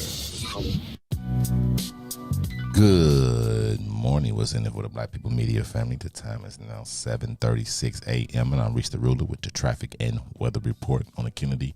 Overhead to the Loop is down to 27 minutes. Outbound to O'Hare 21 on the Edens. Inbound from Deerfield to Exchange 37 minutes. Exchange to Deerfield will be 29. Eisenhower Thorndale to the Loop is 32 minutes. Back out to Thorndale just 30. On the Stevenson, it's 32 minutes from I-355 to the Dan Ryan. Outbound will be 34. The Bishop Ford is 17 minutes in both directions. That's from I-80 to the Dan Ryan. It's back to I-80. The Dan Ryan is 20 minutes to the Loop, 16 minutes back out to 95th. On DuSable Lakeshore Drive, everything is 8 minutes. That's 55th to Jackson, as well as Jackson back out to 55th, and Randolph to Bryn Mawr, and Bryn Mawr back to Randolph. Today's weather, it is currently 43 and partly cloudy. Today will be a high of 52 with a low of 36. I'm Reese the Ruler, and here is your Thanksgiving menu.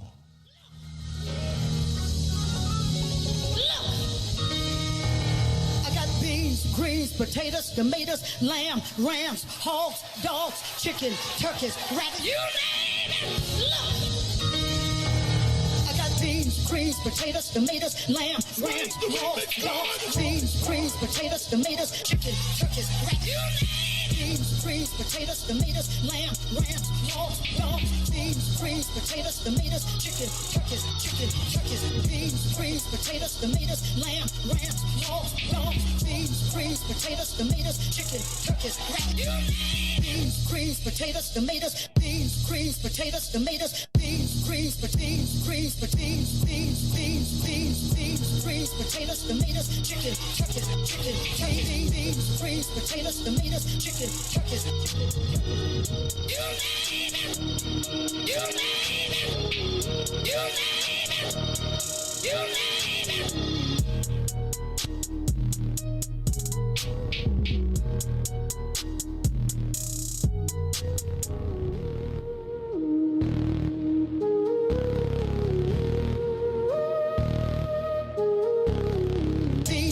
Potatoes, tomatoes, lamb, rams, hogs, dogs, beans, greens, potatoes, tomatoes, chicken, turkeys, rabbit.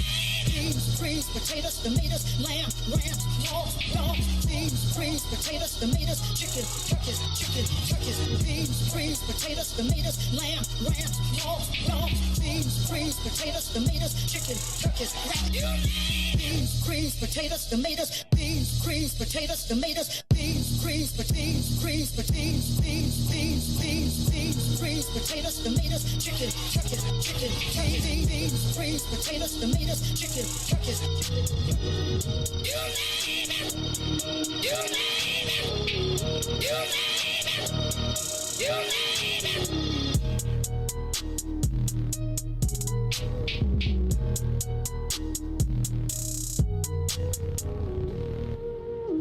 You are listening to the Maze Jackson Show. Beans, greens, ham, tomatoes, hams, rabbits, possums, tomatoes, beans, greens, unicorns. You name it. You name it. We cooked it. You name it.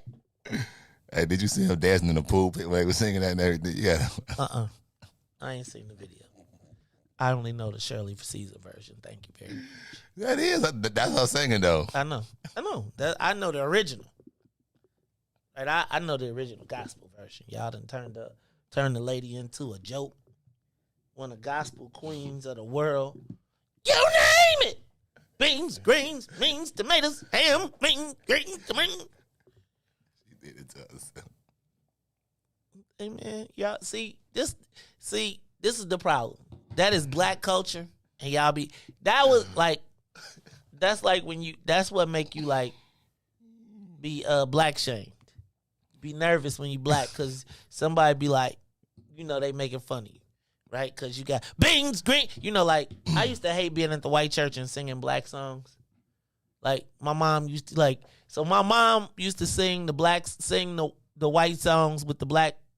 So at our church they had y'all ever been to a Baptist church and they got the red hymnal? Well, when you go to the white church, they got the brown hymnal. And it's all the same songs. But some kind of way, the music is different, right? Like if you ever heard, like Amazing Grace the white way, Amazing Grace, and you hear Amazing Grace, amazing, it be, it's different, Reese. Oh, I know. And so, my mom used to sing like soulful gospel in front of the white people who had the brown hymnals. So my mom would walk up to we'll be at the Church of the Nazarene, and she'll have two hymnals. She'll hand one to the organist, right? And she'll go up to the thing, and the white organist will be looking like, wait a minute. This ain't Victory in Jesus the way we play it. It'd be, because the white people be da da da da da da, and the black people be like da da da da da da da da da da da. Oh, victory in Jesus, right? The white people version be, oh, victory in Jesus, my Savior. Man, you sing it with black people, it'd be a hand clap, it'd be the dance, an instrumental, they go. It'd be a solo, down. Let the drummer get some. He get his. I told you I always wanted to say that. First time I ever went to a white church, did they pick you up on the bus, or did you go with your, like the white church used to come to the neighborhood on the bus and be like, all the black people would put in Bolingbrook, all the black people would put their kids outside and the church bus would come and pick them up and take them to some church far away. With a white driver? Is the driver white too? Yep. Mm-hmm. There's no black kid in Chicago would have got nothing. He wasn't coming to pick us up on the block, okay? Because when we returned, Lil Ray Ray was actually driving the bus.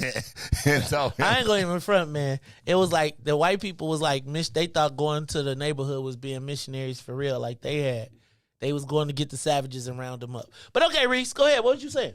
Tell us. About what? Oh, I don't know.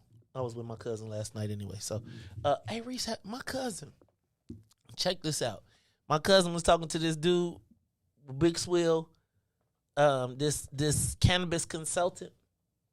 Reese, have you ever seen these pre-rolls that they got that's dipped in Keef? No, I've actually my cousin actually got the real thing, so. What you mean? The moon rock. Yeah, I got you on that. Yeah. No. But these are dipped in Keef. They are shorts that you supposed to. They some people call them dog walkers because it's just enough for you to smoke while you walk your dog, right? Or if you go, the white guy was telling me he gets these before the Bulls game, right? Like he'll be walking across the parking lot, and by the time he walk across the parking lot, it's gone. But Riis, he has these ones that's dipped in, like, so on the outside. No, so it's rolled up, and then on the outside, all the time it's got like crystals all wrapped around. I know a kid. I don't want no parts of that. Riis, Don't do my it. cousin was like, where you get them at? Riis, my cousin was like, hey, put that down. Thanksgiving meal gonna taste a little bit better. Speaking of Thanksgiving, now that cannabis is legal, do the cousins got to dip out? Right, that's all. Like, can you just come in there? Like, because the funniest thing be at the Thanksgiving meals when the cousins all look. Yeah, like the cousins, you might not have seen your cousin for like the whole year, but they be like, at the sing. right? Mm-hmm. And then, and you look at them, they look at you. Yeah, we gotta go to the store. We going to the store. They gonna come back with nothing. But it's always that one auntie or somebody that couldn't that notice it. Don't care how much spray that you put on you.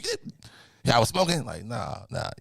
Yes, you was. I see it all in your face. But that meal right after, though. Man, Charlie, shoot, right before, because you know people. I know people that be like, I can't eat if I don't smoke. Man. I'm gonna tell you, Riis. Man. Hey, bro, white people. So here. You ever notice how white people do stuff that we be like, if we would have did that, we would have got in trouble? And now they do it, and then we got to retake it back from them and take it to the next level? Oh, no. Once they get it, it's gone. But usually I think white people start stuff. Because I'm going to tell you, here's the thing. I think white people start stuff, and they do it, Audrey said, let me smell your fingers. I hate that. But nowadays, that's why with these pre-rolls, they got a tip on them. You can smell your fingers all day. But Riis, I'm just telling you, man. White folks, like, think about this. Like, think about white folks and Tommy Hilfiger. They had Tommy Hilfiger. They didn't know what to do with it. Then we turned Tommy Hilfiger out. Right? Think about Timberland. Timberlands was white boy boots. Think about Eddie Bauer. Eddie Bauer was white boy classic. Black people didn't even have outdoor wear. But then we was like, we finna turn that out. Black people didn't have outdoor wear because we come from a place where we didn't need outdoor wear. Hey, bro, they had us outside in the cold. You've been in Chicago your whole life. Stop it. You need some I'm just outdoor trying wear. to tell you that, white people was accustomed to being in colder climates. I agree with that. Already prepared for it. Remember when they asked me, do I want to be a polar bear or a black? Okay, let's stop. Anyway, Riis.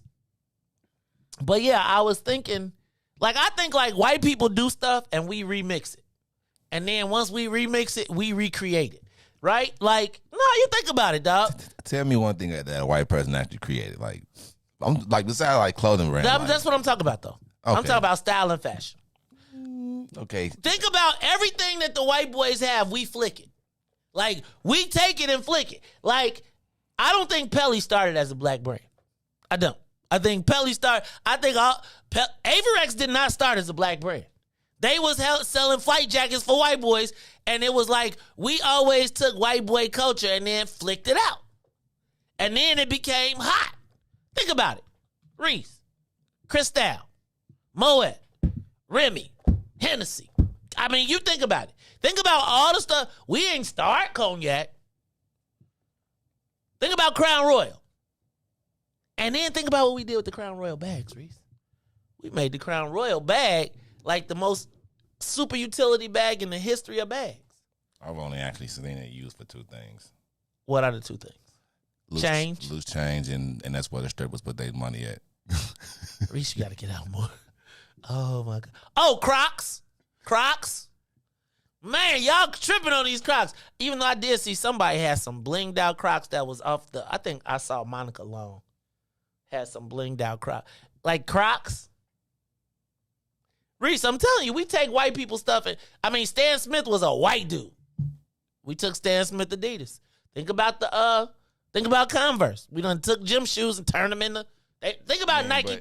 See, the only reason why I really can't say clothes because we never really these clothes that's out, like we really never really had the opportunity. Like I think back in the day, if it was a black only brand, then like black people, especially like in the 50s, 60s, like we would support that only brand. So because we hear it and this is what we got. Like now, that's why you see people like, I think black people buy stuff like Yeezus and stuff like you know what I'm saying, stuff like that. Or we stop buying. Is it which one of them? I think it's ain't Tommy Hilfiger the one that said that he don't buy make clothes for black people? Is that him? They all say that now. You know, and so like that's the reason why I don't. You know, I mean, Tommy Hilfiger lost his swag, but we made Tommy Hilfiger. Correct. Right, like Grand Poobah actually made Tommy Hilfiger to me, right? Because that's when they switched from Polo. Tommy Hilfiger was like not the opposite, but an alternative to Polo. Riis, yeah, man, I'm gonna tell you, dog. I feel like there was a time when we had all the black clothes. And the greatest time in the history of black people in recent history was during the 90s hip hop. Because you think about the Source magazine. Think about all of those clothing ads. First of all, can I tell y'all, did y'all know that Aniche is not Aniche? Do you remember Aniche? But I think you're saying it wrong. Aniche? Is that what it is? That's what you saying. Let me tell you, it's wrong though. You know what it is? It's NYC. We've been saying it wrong all these years. NYC. E-N. Yeah. Y-C-E. N-Y-C. N-Y in New York City. And we've been calling it Nietzsche. Nietzsche. It ain't a Nietzsche, y'all. It's NYC. Y'all ain't know that, did y'all? Think about that. So y'all remember Escobar? Remember when Nas had his own clothes? Everybody woo wear. Like during that time, then we had Cross Colors, Carl Kanai. Fubu, Sean John. Fubu, Sean John. We support it. And then guess what? We sold it. And we don't wear no more. That's why we don't wear Fubu, and that's probably why we ain't got no Sean John stuff no more. And we probably don't. You know, I remember when Jay-Z had this, but when black people, you know what I'm saying, make stuff, I believe that we definitely started to like appreciate our own. Like I know for sure, like I would buy something a black person made over like a white person. I see you got a what's in it for the black people hoodie on, so I rock with you. Pay for. You ain't even ask for it for free, huh? Pay for. That's right. Appreciate that, Riis. Hey, man. Okay. So then that's what I need y'all to do on Black Friday. I need y'all to celebrate. Oh, and don't forget we got our concealed carry class. Benetton. United Colors of Benetton. What was the best black brand ever?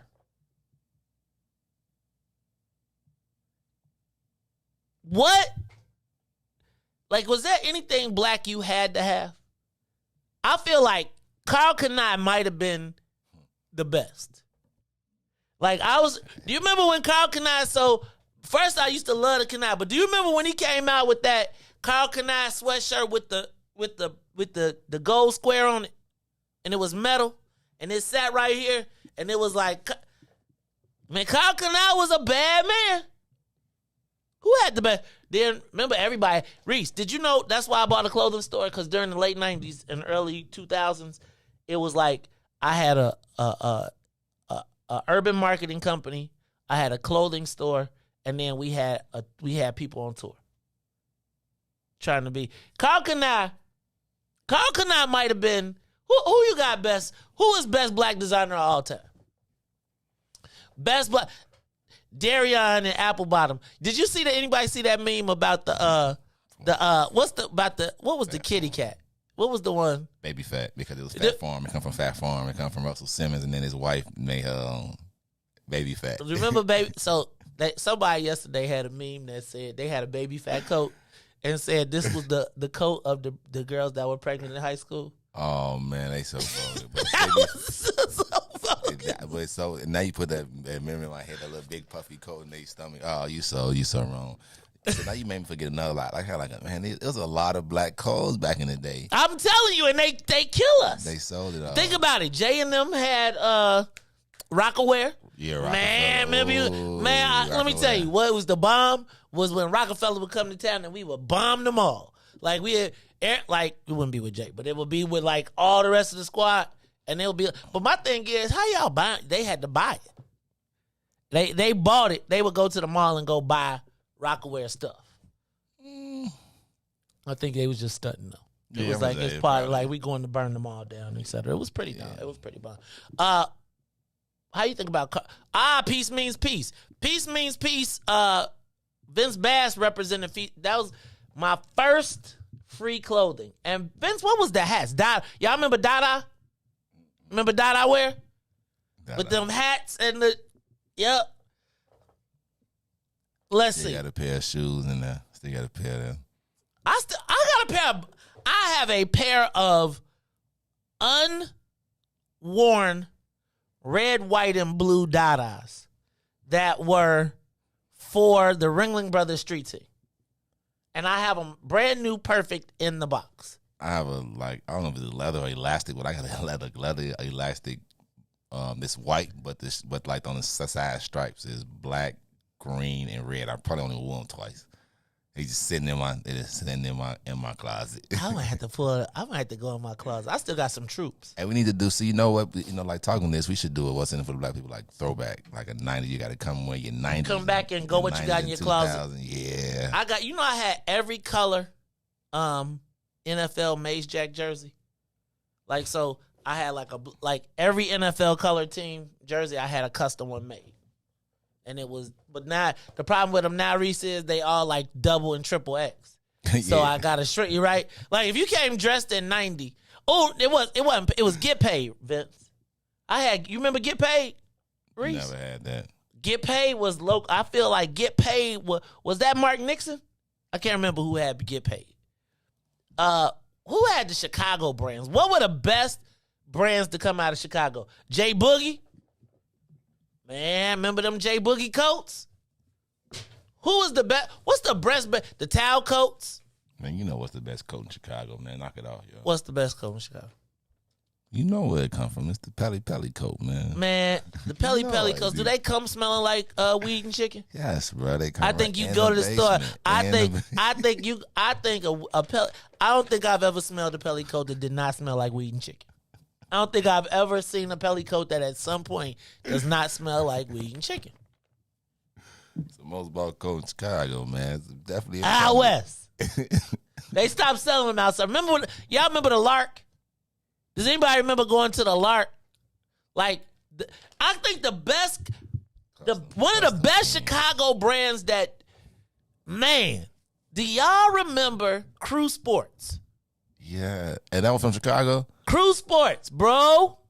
Crew Sports to me is the original version of Leaders. Right? Like, but Crew had all the brands. Leaders built their own stuff, made their own stuff. Y'all remember Tony Sports? Riis, I remember the first time I went to Tony Sports and got me like some what were the hip hop clothing stores? Like out west, besides tops and bottoms. Like now it's crazy out west. That whole Madison strip is off the chain. Like I bet you Madison? Huh? You shop on Madison? Not now. Okay, I'm about to say. I used to. Riis, I used to I felt like shopping on Madison was like sort of authentic. Like when you wanted to go get some gym shoes, yeah. Now I wouldn't buy nothing out the flea market. But oh yeah, I definitely would. And now if you see on Madison, they got all them sneaker boutiques and stuff. I don't buy gym shoes like that anymore. Speaking of gym shoes, my son is trying to find some Air Jordan 1 All-Stars. Mm-hmm. Do anybody know I could get that? Probably StockX for too much. Help me find those. Man, rest in peace to Tony Sports. Who had the best brand? Out of all them? Yep. And who had the longest run? I had my Riis Malone. I think I bought one of anything that was in the Source. I had it. I'm going to pull out a Source magazine and I'm going to flip through all these brands because I got all the sources from forever sitting over there. I'm going to go pull one of them thick ones. It got to probably be FUBU. I think FUBU. FUBU might have. And FUBU's still out. Yeah, they trying to make a comeback. They trying to make a comeback. Are they trying to make a comeback in regular store, like a hood comeback? Or are they? Because, see, I feel like FUBU and them said, hey, Joe, we moving from, being a black brand to being at Kmart's or to being at all of these discount places across the country. Like, I feel like we lose our brands when they have the opportunity to cash out. Like Sean John was the bomb until you could buy it at Burlington's and everything. Right. Then you lose it. You know, I don't understand that. It's like, I mean, it's the same brand. It just now got, you know. Because exclusivity. Riis. Like, remember when Kanye was like, man, you spent $300. What's the, you know what I'm saying? Right, you want. That's a bit like, you ain't up on this. Exactly. That's the point, though. Like, black folks still want to be like, you ain't up on this? There's Barbara Bates. I had a Barbara Bates coat. I got a Barbara Bates coat that my cousin from 10 years ago that I gave to my cousin. We went to the family reunion I gave it to him 8 years ago. We went to the family reunion. Riis, he had that coat on. Still look good too? Yeah, for back then. But you know, when you in Ohio, you be like, I'm fresh. You know, I got this from my cousin in the city. You don't know about this? This is a Barbara Bates. Who's the best Chicago designer? Who had the best Chicago run ever? I'm going to tell you, though. I'm going to tell you, there's nothing better than the 80s and 90s. I mean, the 90s and the early 2000s. That, to me, was the peak of black creativity, economics. I feel like, I'm going to tell you, I know that this sounds crazy, but I feel like when Master P, when Puffy, when Cash Money was all getting them $100 million deals, and they were saying white boys, and the white boys flipped the game because them dudes had literally remember, they had it vertically. They had clothing, music, they had the distribution, everything, and they busted it all up. They was like, oh, we can't let this music be more important. That's when they took the money out of the music and put it into the equipment, right? That's when you saw the iPod. So now that artist that sold an album for $8.99, you could buy your favorite song. You had to buy the whole album to get the song you wanted for $10. George's was $20. Right? Then all of a sudden you could buy your favorite song for 99 cents, but you had to buy this $500 iPod. We'll give you the music. And then the artist lost, and that power that they had shrunk because the power was no longer in the distribution of the music. The power was in this piece of equipment. It's the Maze Jackson Show. Look, Riis, do traffic and weather. I'm going to run to the bathroom, and then we're going to give him an extended version of Don Tizzle, What About My Love? So after I come back, you know you're going to have to make the switch, and then we're going to do our thing. It's the Maze Jackson Show. We'll be back after these messages. The Maze Jackson Show. We'll be back after this break. WIIFTBP. Broken screen? Crash system? Are you in need of spyware or virus removal from your computer? Well, contact RPC Computer Repair in South Shore and let us help you with all your computer repair services and print needs. Need office or print production services, copies, scans, fax, or even notary service? Then stop by and support RPC Computer Repair and Print Shop located 1741 East 71st Street in the 71st Street corridor, newly revitalized South Shore areas, and let RPC be your one-stop shop, where we believe RPC is your PC. RPC Computer Repair is also a UPS access point where you can drop off and pick up your important packages. So let RPC be of service to you. Call RPC Computer Monday through Saturday, 8 a.m. through 6 p.m. at 773-966-4457. That's 773-966-4457. Visit RPC at rpccomputeringinc.com for more information. If you're a business professional, have you ever wanted to multitask on your way to an important meeting instead of navigating through traffic? Fellowship Fleet Limousine and Bus Company is your solution for chauffeured ground transportation. Our company provides sedans, SUVs, stretch limousines, vans, and buses for corporate travel, airport transfers, and group shuttles. If you're a corporate travel manager, individual business professional, event or meeting planner, relax. Let us take the wheel. Visit fellowshipfleet.com to book right now. And now, traffic and weather. Good morning. What's in it for the Black People Media? The time is now 8:03 a.m. I'm Riis the Ruler, and this is your traffic and weather report on the Kennedy. Overhead to the Loop is still 27 minutes outbound to here at 19 on the Edens. Deerfield to Exchange will be 37 minutes. Exchange back out to Deerfield will be 29. Eisenhower, Thorndale to the Loop, as well as back out to Thorndale, is locked in at 31. On the Stevenson from I-355 to the Dan Ryan will be 32 minutes outbound is 34. The Bishop Ford is 18 minutes from I-80 to the Dan Ryan is 16 minutes back out to I-80. The Dan Ryan is 21 minutes to the Loop, 17 minutes back out to 95th. DuSable Lakeshore Drive stays the same, 7 minutes south and 8 minutes north. The weather is currently 42 degrees and partly cloudy. Today will be a high of 52 with a low of 36. I'm Riis the Ruler. Maze, you ready? And here's Dante with What About My Love live on the Maze Jackson Show.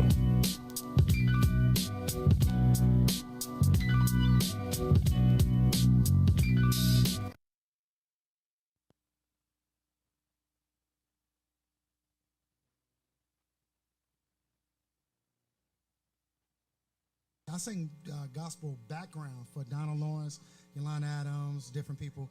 And my father, he's just one of them. He was an usher in the church. My mama was from the church, but he was an usher. She had to make him come. And he said, you always singing for them gospel.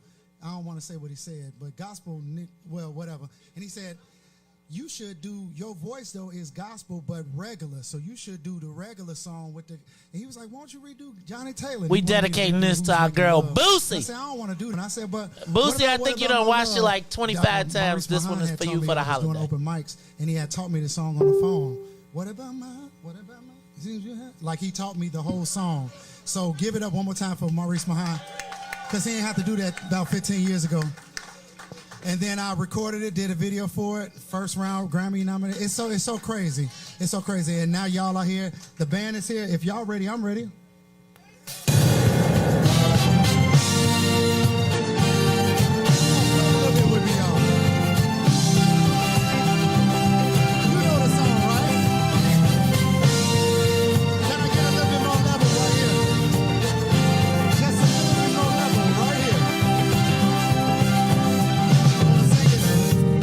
What about my love? It seems you have forgotten love. I do believe that since something went wrong somewhere. Oh, put your hands together. What about my feelings?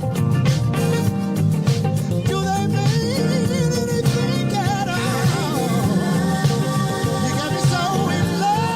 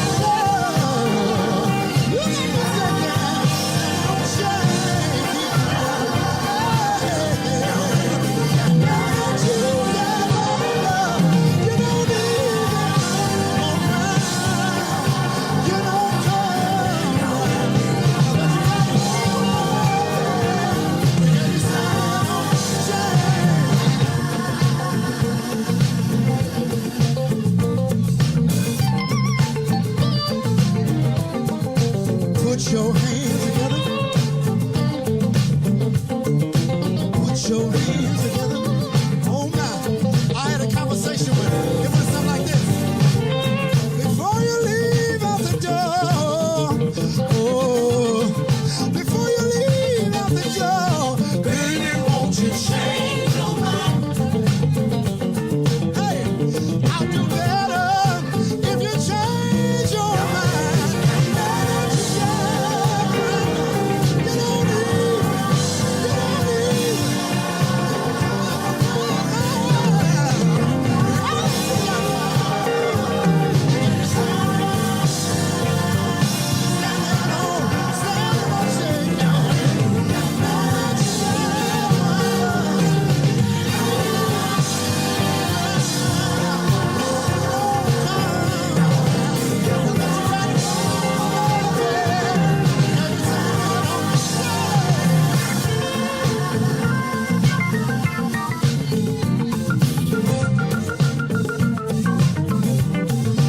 Put your hands together.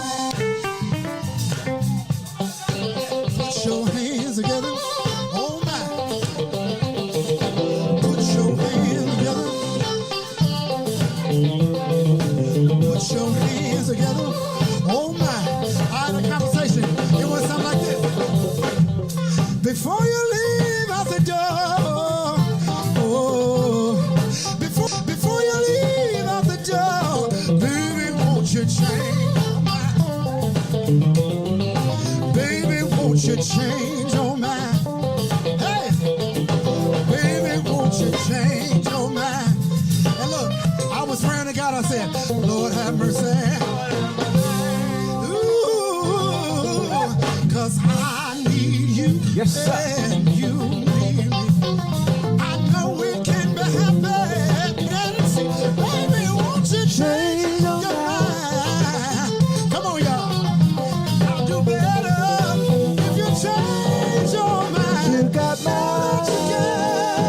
love. You don't need it. You don't need it. Come around.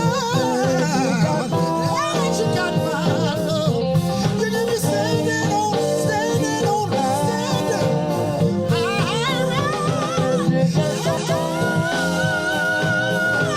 You don't even come around.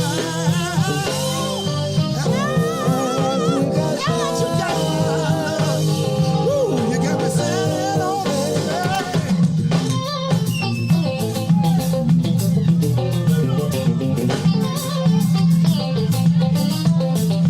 Baby, won't you change your mind?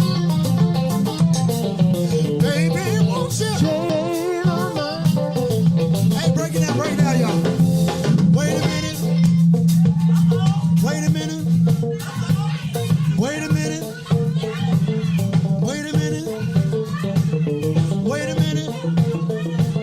Wait a minute. Wait a minute. Okay, so look, y'all know the record, right? So why don't we do a What's in it for the black people remix right quick? We ain't practice. This is all off the dome. Can we do it right quick? So look, come on. Back in the day, I ain't gonna leave y'all fellas. Back in the day, James Brown would have something called The Bridge.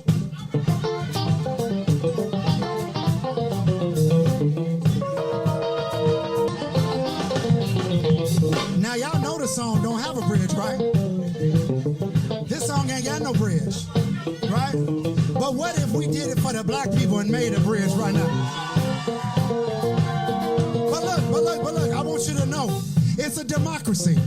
So I'm gonna ask you something, and then if you want to do it, can I take it to the bridge? Yes, you can. Can I take it to the bridge? Yes, you can. Can I take it to the bridge? Yes, you can. Can I take it to the bridge? Can I take it to the bridge? Yes, you can. Can I take it to the bridge? Yes, you can. Can I take it to the bridge?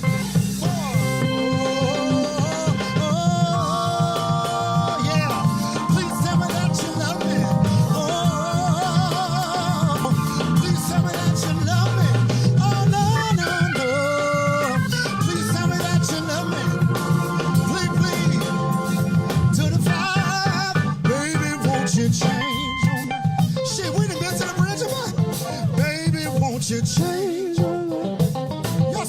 Reese, we just said, baby, won't you change your mind? Hey, baby, won't you change?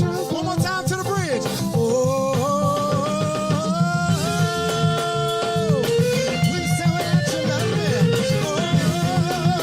Oh, please tell me that you love me. Oh no, please tell me that you love me. Please, to the fire, baby, won't you change your mind? Hey, baby, won't you change your mind? Baby, won't you change your mind?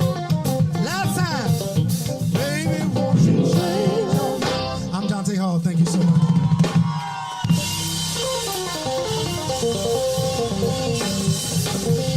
Tell me that you love me. Please, to the fire, baby, won't you change your mind? Hey, baby, won't you change your mind? Baby, won't you change your mind? Last time, baby, won't you change your mind? I'm Dante Hall. Thank you so much. You are listening to the Maze Jackson Show. I'm your host, Maze Jackson. That was the What's in It for the Black People remix of Baby, Won't You Change Your Mind.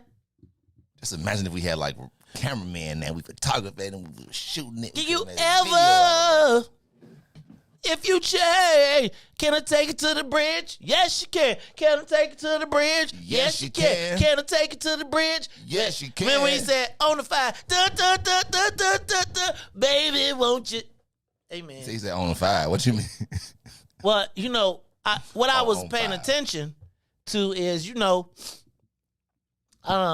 you can hear the artist talking to the band, right? So he was like, you know, when it's like to the 5, it was like not on the 5, Reese. We still, hey y'all, I think yesterday I was looking at the comments, Reese, they thought you was like a Spanish Cobra or something. They was like, Reese in one of them blended joints. Right? They was like, you know, Reese, that yesterday, that was funny. I had to survive, man. I was with the I knew it. I told you. Latin Cobras. 2-1, Holmes. 2-1. Now I got, you know what I feel like, Reese? I'm feeling like it's, I'm feeling a kind of way. And since we was doing this last week, baby, won't you change your mind? I feel like I got something else we gotta do, Reese. I don't know. Did we do this earlier? Wait a minute. Oh no, this ain't what I was looking for. Is it terrorism? I was looking for terrorism. Hold on. We missing it. Hold on. No, I got it though. I got it. So Reese, it's the Maze Jackson Show. We are live. It is Wednesday, the day before Thanksgiving, before we get beans, egg, tomato. Beans, greens, ham, tomato. Chicken. You name it. You name it. You said, I was like, we just did that lady. You name it. Man, Reese, I'm trying to find my new view. So, since we're talking about Thanksgiving, what time do you eat? Black people in the comments, let me know, what time should dinner be ready? Ideally, like what time is like? Are y'all a late person, early? Do y'all plan for 3 and then really don't eat the 5? You know, like you know, is it a certain? Do you have to have a certain time to eat? Maybe like you one of them people that you have to be eating by a certain time. No, not really, Reese. So, I can. I don't know when I really eat. Hold on. By a show of hearts, how many people starve themselves all day just to, black people will wait all the way until Thanksgiving dinner is ready before they eat their first meal. Okay. I feel like I wait. Like I don't want to eat at 2. Because I feel like I want things. It's like a weird thing because I feel like I want Thanksgiving dinner to be dinner time. But then if you wait until like late, then it's like it's too late and then you know, it's just kind of crazy. So what time do you eat? Oh, whatever time the food done. You know, black people be cooking. I be aiming for early. I like to eat at like if it's the latest I want to eat is like 4, and that's really kind of late for me. I be trying to aim for like that second game, you know. Sitting down with your plate, sitting down my plate, watching that second football game, you know. But and then I like to do that so I can come back, you know. Like I don't like to eat real late, and then that's fair. I like to come back and you know and eat this because you know I listen. You know, I'm gonna send you like a picture. Like I probably got about 16 things already cooked. Knowing we ain't, and then we don't never have no place in our refrigerator. She got 10 pans in your refrigerator. You know what I figured out though? With what I've done with thanks. One of the best things out Reese is those Ziploc bags. Like a gallon Ziploc bag that's foldable, movable, that like you put your greens in there, you put your, like if you don't try to put everything in a plate, in a dish, and you put it in the bags, I'm telling you, Joe, the miracle, and I want to know too what y'all be doing, what y'all got special for Thanksgiving. But let's do this, Reese, because I found it, and so I feel like, man, I'm feeling kind of swaggy. So come on back to me. You there? We there? All right, y'all. This one for my boy. I can't even believe I be kicking. I'm rooting for the Kappa like this, but I'm gonna do it anyway. Hey y'all, Reese, this our man. This one I own. What's in it for the Black people artist? Get ready. Here we go. Gotta let the intro come on like yeah. Pay attention if you watch. When you made it, you should have put your little for Ruthie Moore, Todd Stoger. You should have. Hold on. I'm messing up. I messed up. Oh, you didn't? Okay. Let's do it again. Is that his little eyes? Is that him? Like, is that his logo? The little eyes? No, I ain't had. I just put it there. Okay.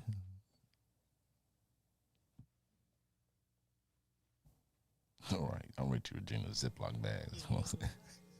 Today, the Biden administration is releasing what it calls a new strategy to fight domestic terrorism. Following the 100-day review, federal officials are Cassandra now Mass in the front row to deter, detect, and prosecute domestic terror. They went to the Capitol waving their flags and looking for smoke.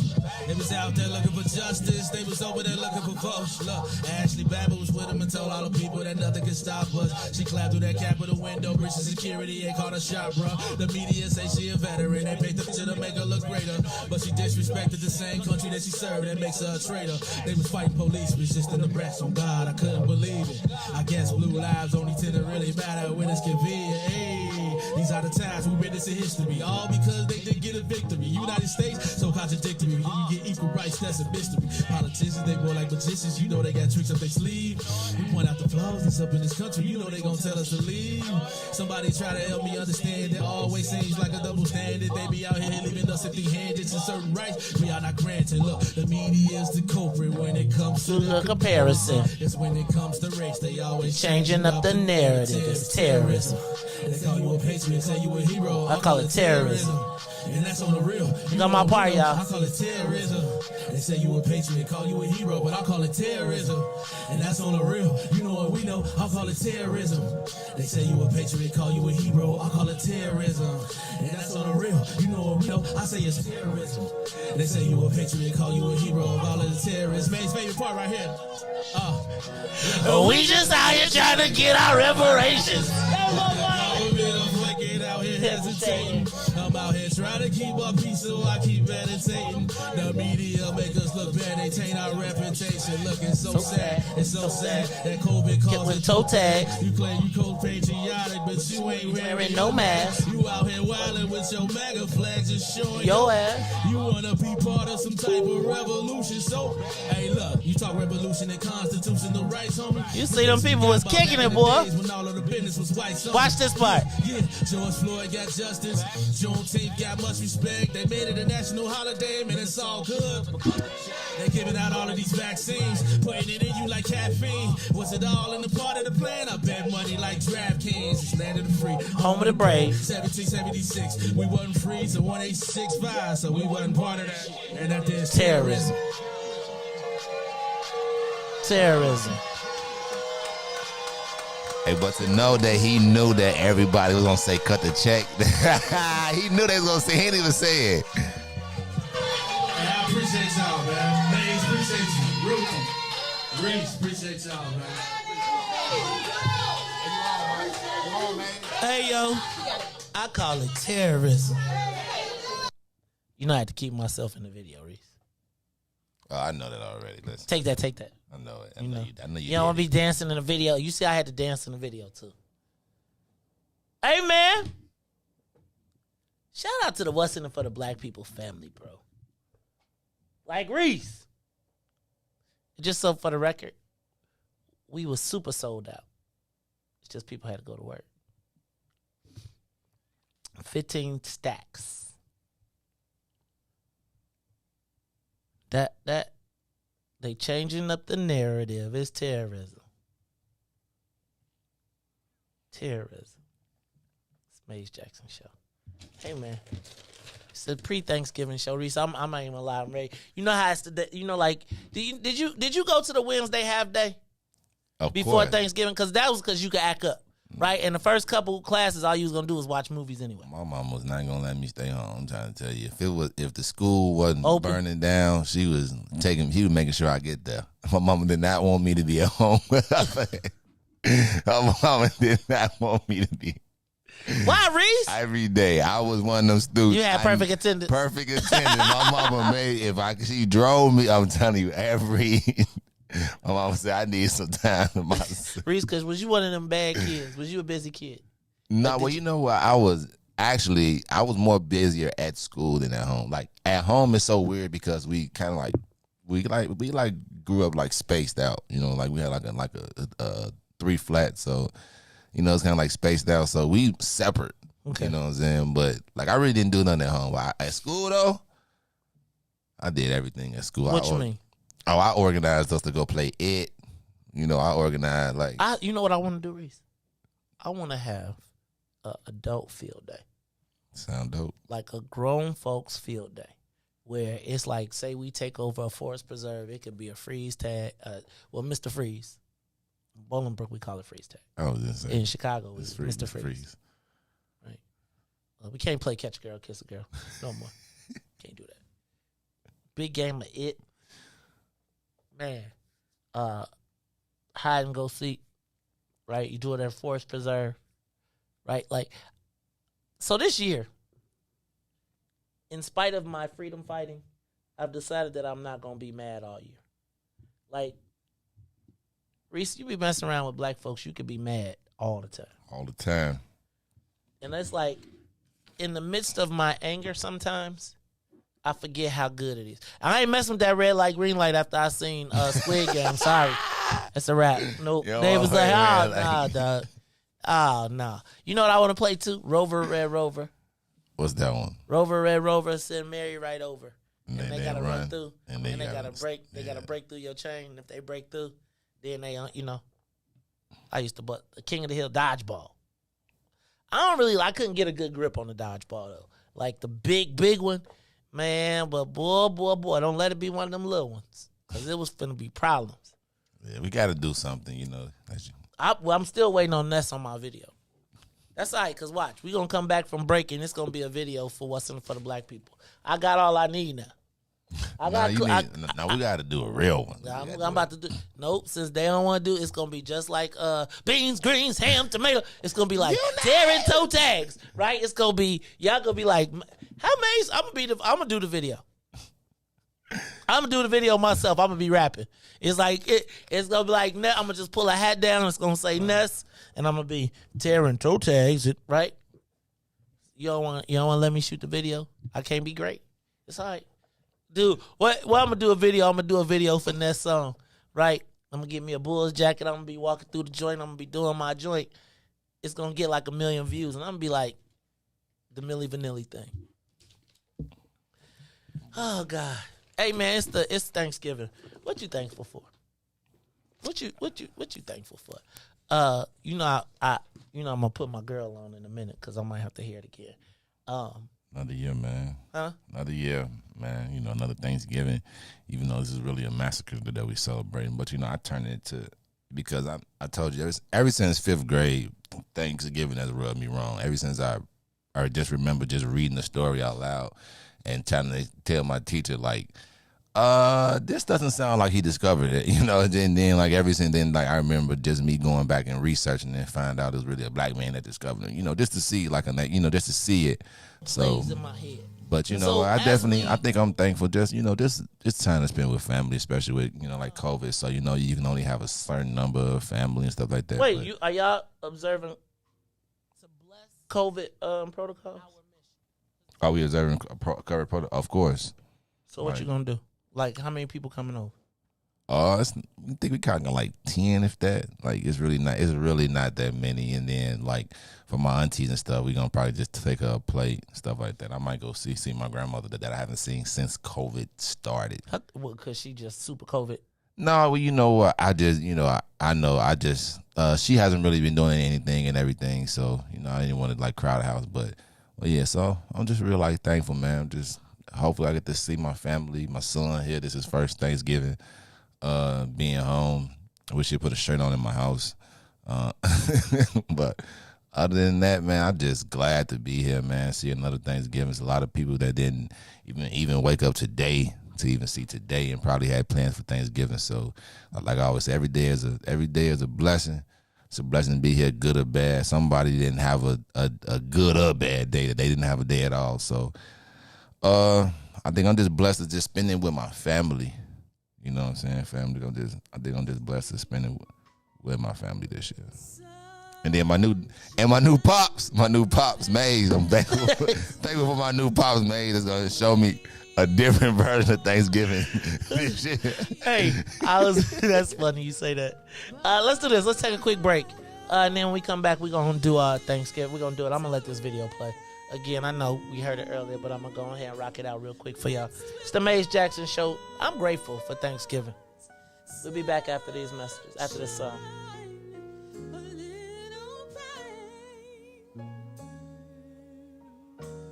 Makes me appreciate the good times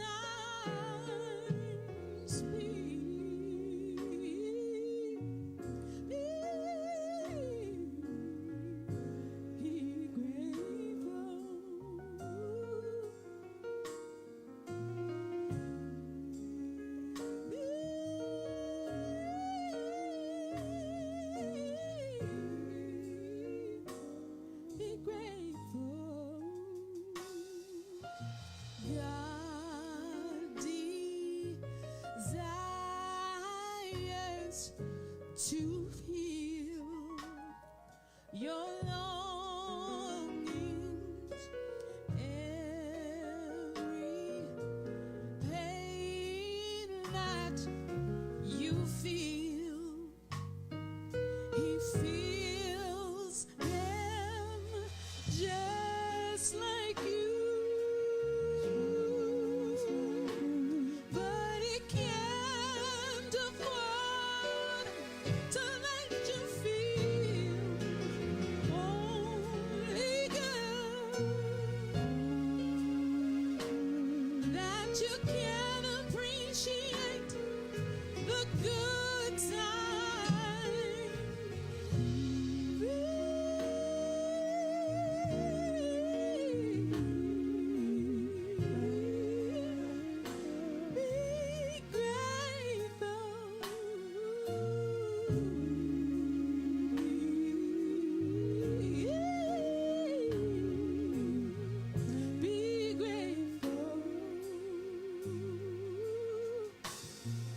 be grateful,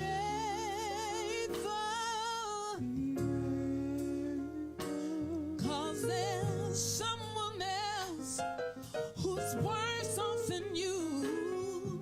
Be grateful, because there's someone else who loves to be in your shoes. Be grateful.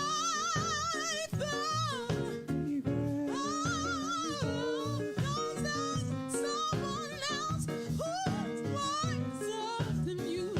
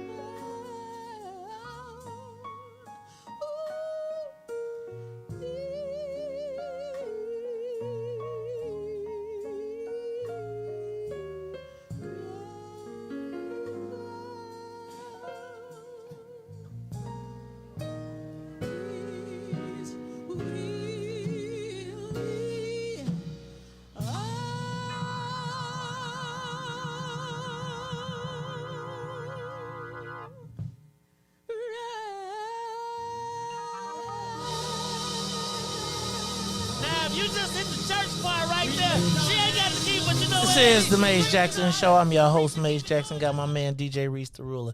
I thought it was I know, man. Sometimes I get stuck.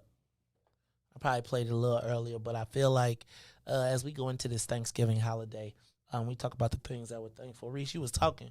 You was like you was grateful for another year. That song has taken on special meaning to me.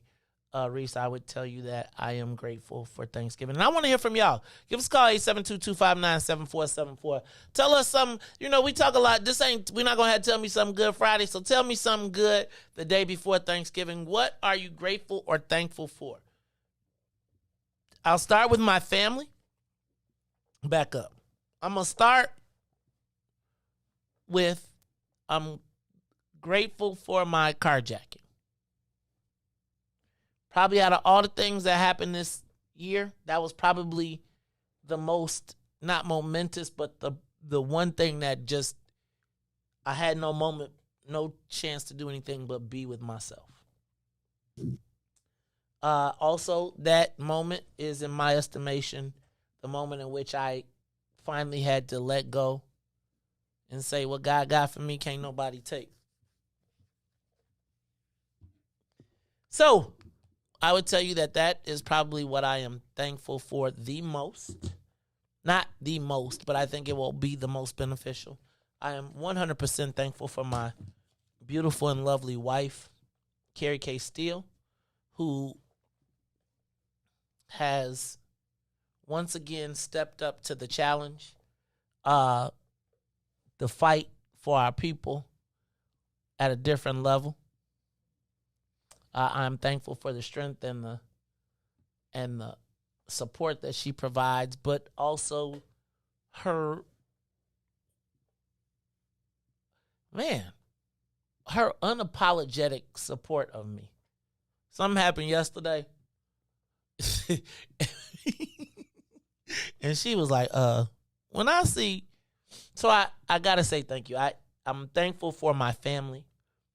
Shout out to my sister, Tennille Jean Jackson. I am 100% grateful for her. Tennille has, in this year, done so much for me personally, so I'm grateful and thankful for my sister. My mother, obviously, she made the greatest son in the whole universe. My niece, the Rego Babo, superstar swimming champion, who is going to get me tickets to the Olympics. My family, my son, young MJ, who, guys, he did not make the team this year. He did not make the St. Rita basketball team, so it's the first time in his life that he is not playing for his school team. But he did not fold up and wilt. He went and found a new team and is back in the game, and I'm grateful that he refuses to accept no. My daughter, I'm just grateful for all of the growth and development and just watching her blossom as a mother. And y'all know I'm just beyond ecstatic about the young Jersey J. It's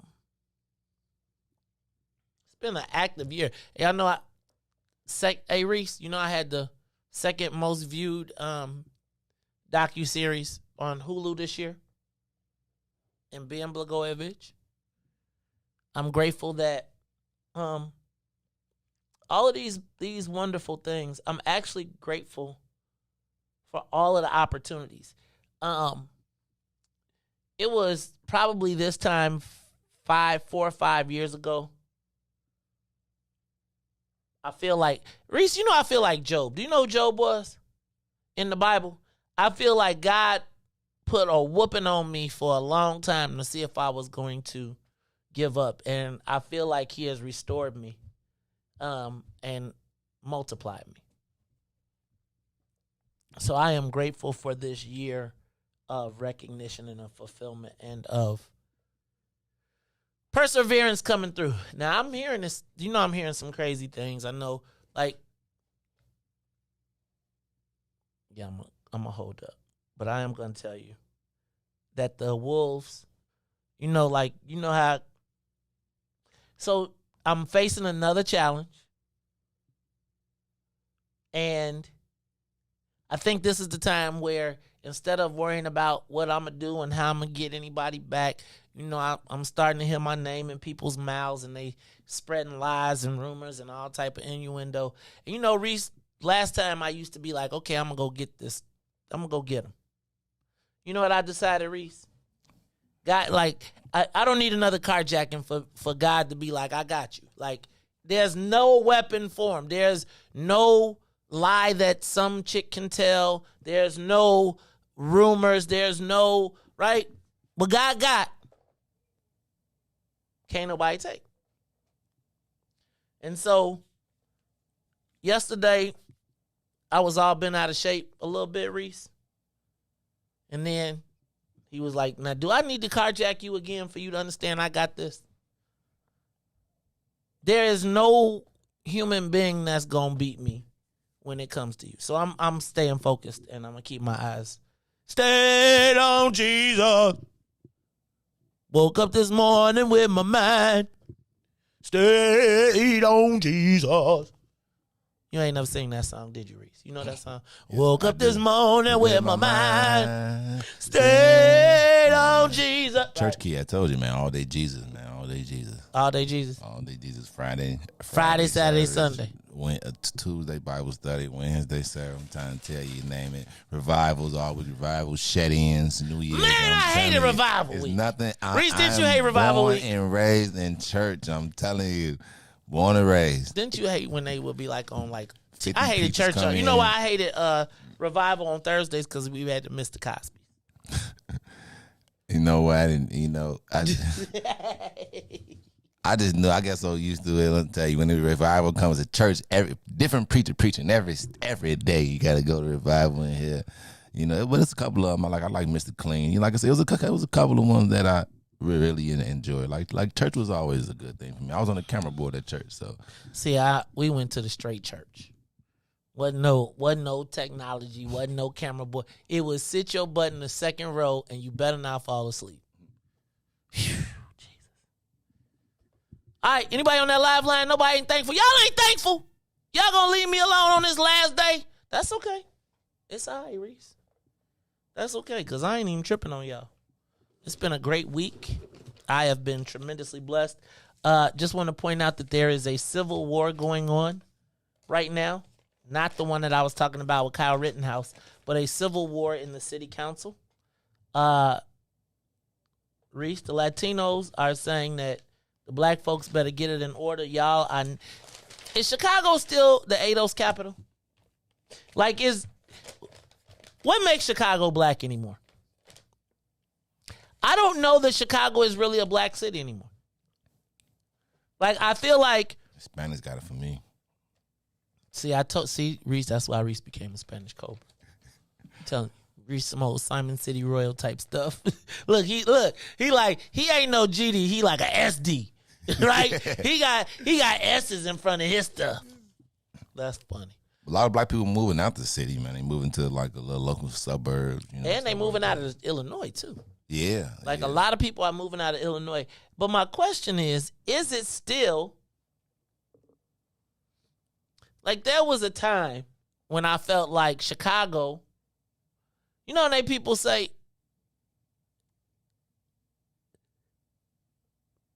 so I would say that there was a time when I felt like there was L.A. had a significant black population. And I feel like, guys, do you realize that at our peak during Harold Washington, there were 1.2 million black people? Riis, guess there's 800,000 now. So that's a 400,000 drop. While Latinos are going up and whites are going up. We're leaving. I asked, why is it that Chicagoans leave Chicago and do so much better everywhere else? right? Like, I feel like if you take a Chicagoan, it's like when JB like, anywhere, water, I sell water to a well. Like, if you think about this. In Houston, the Turkey Leg Hut has Chicago origins. City of hustlers, man. Why is the hustle so hard in Chicago? Like, bro, you like, honestly, I feel like with everything I have here, if I had the same hustle and the same what I had in Houston, man, I'd be the king of Houston. Atlanta, anywhere else. For sure. It seems like it's so much harder to be black in Chicago than it is for blacks from Chicago. Now, let somebody else come here, we'll be, hey, you on TV? Why is it, and in Chicago, like, I feel like you know how you look in the mirror? Like, you ever seen that cartoon when the animal look in the mirror and it see itself as this big giant thing, but it's really like a little bitty? Like, I still think that we think of ourselves as Black Chicago in the Harold Washington era. And now as we watch this fight play out for the city council, you realize that the city council wants to create 18 black wards, 18 white wards, 14 Latino wards, and 1 Asian ward. The Latinos are now leading the negotiation. Does that make sense? The Latinos put out the first map, and we're working against their map and their decision of how they're going to go. Have we lost our stick in Chicago? I was thinking about every single time that we have seen our elected officials vote against their own self-interest.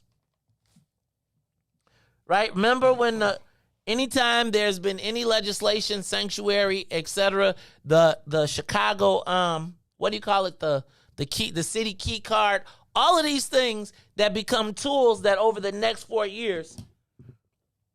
See, I feel like we look at ourselves through the lens of we still call it. But we don't. Does that make sense? Like, I think that we look around and we refer gratefully to the times of Harold Washington, even in the Daily Era, when people felt like they were fearful of us rising up and unifying. 34 will be sacrificed. Did you say it will not? Who said it will not? 34 is pretty much a wrap. Let me back up, because I think I just saw somebody say. But like, realistically, who are our political warriors of the future? And what stakes do we have in Chicago? Like, what do we have in Chicago that we need to protect?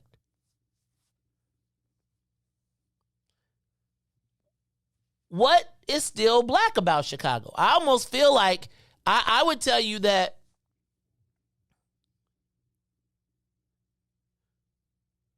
we probably still try to see ourselves through the eyes of the Harold Washington, when I think that we are viewed through the lens of Barack Obama. And I think you got to really start to think about, what do we still have here? What do we have worth protecting? What do we have besides the quote-unquote South and West sides that are rapidly shrinking? What makes Chicago still black? I really used to think about Chicago being a black city.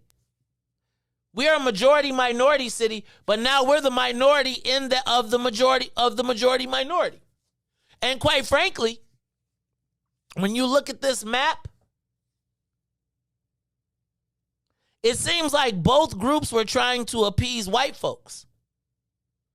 Because the battle is, who will the white folks align with?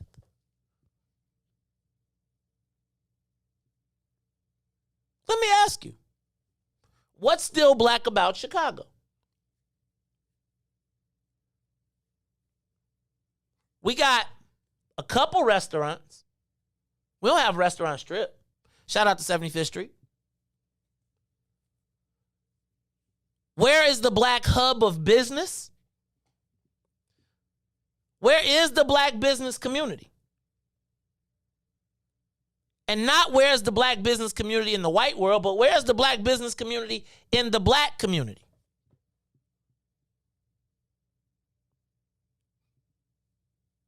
You know, we used to have the street organizations. We don't have those.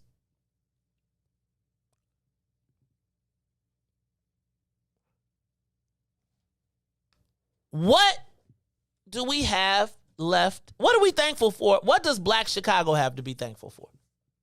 Right now, today, if you were as a Black Chicagoan, what do we have to be thankful for as Chicagoans? Riis, what do we have to be thankful for as Black Chicagoans?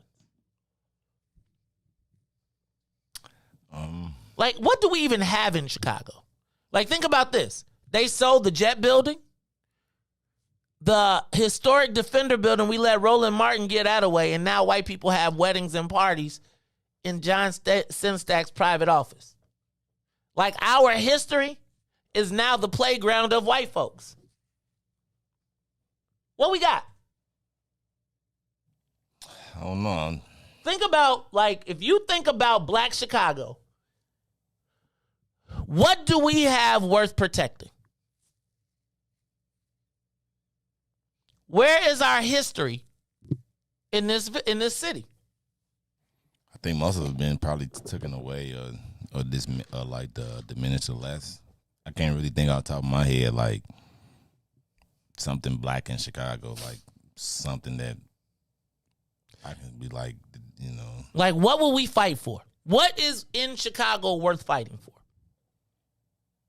That is black owned. A neighborhood? A community? I hope not. A business strip? Well, you know, I would say like think about places like Ashburn. Think about places like Ashburn. Think about places like Chatham that are now about to be chopped up. Bronzeville is already eroded. Bronzeville is more like Bronzeville reminds me of like Harlem, right? Like Harlem has the connotation of black people, but it's now white.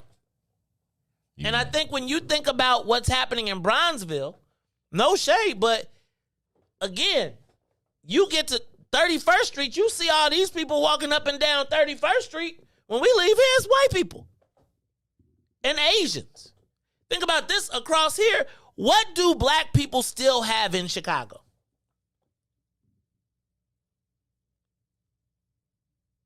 I think we got nothing, man. That's why I probably like, I don't know. I wouldn't fight for anything in Chicago at all. Nothing. There's nothing in Chicago that I'll fight for. DuSable Museum led the Black and Brown. They were the sponsors of the Black and Brown thing that we showed where the Latino girl was talking about all power to the people. Do we have any neighborhoods worth fighting for? Do we have any business districts that we need, like Greektown? You know, Mark Carter always talks about we need Blacktown. But like, do we have a hub of, like, there's not even a cultural center of Black Chicago. Right? Like when you go to, say like you go to Brooklyn and you know that if you go on 125th Ave, like we got 75th a little bit, but like, remember when you used to go to, remember when 87th Street between Stony Island and Jeffrey was just all, like, you couldn't even get down there. It was all red, black, and green. I was thinking about, like, what is left of Black Chicago? What do we have to be thankful for? Still. Can't think of one thing. And I'm sure you think about it. Like, where's our the black business community? Where is it? And when I say where is it in perspective to black people? What role do they have in what happens for black people?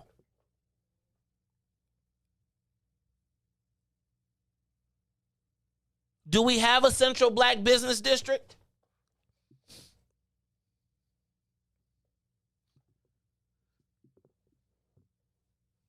I think right now what we got in Chicago, what ties us still to this city? Besides the fact that we just say we just not going to let them give it up. But why do you stay?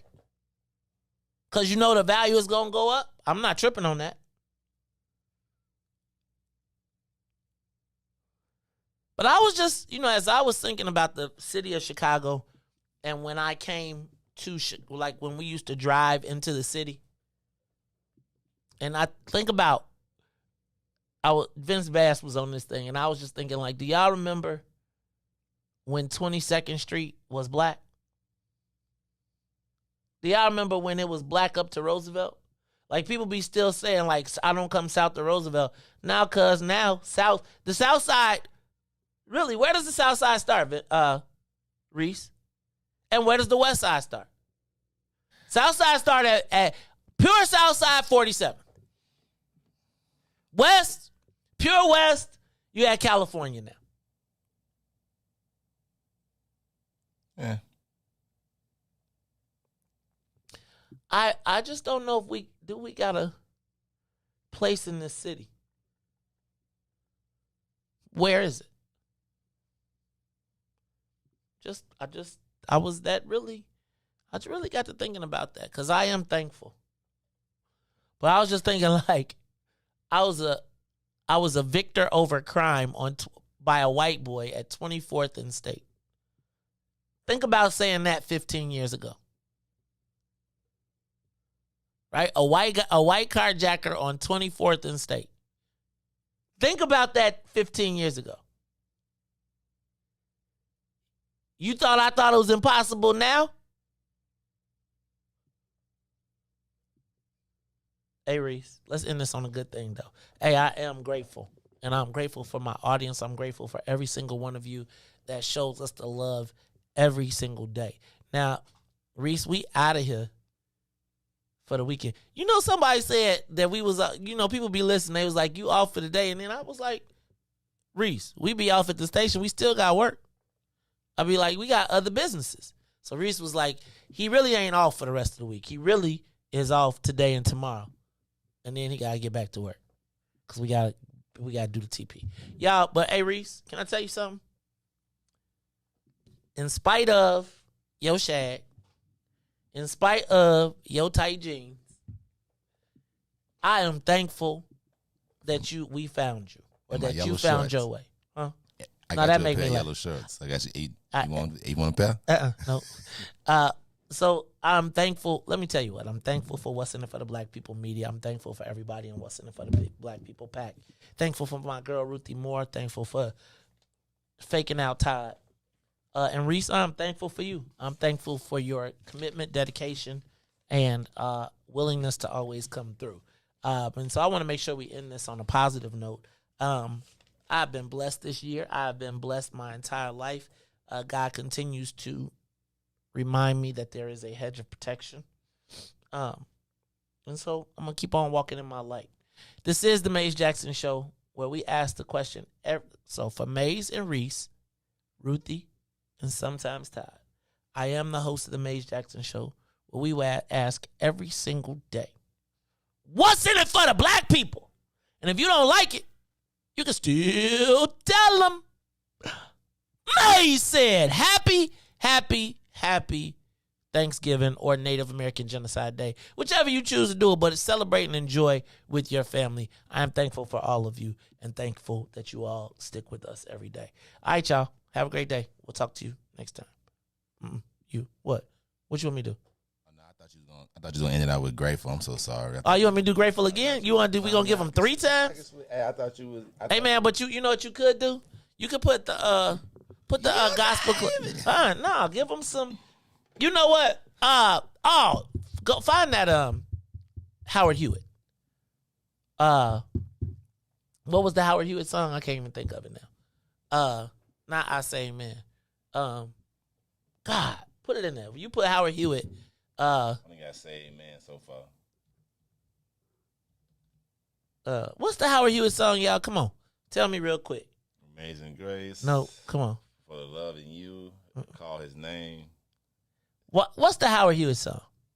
Howard Hewitt. We're not doing great. Show me. No. Come on, they gonna give it to me. Come on, viewers. Y'all tripping. Give me the Howard Hewitt song. The Howard Hewitt song. It's time right for now.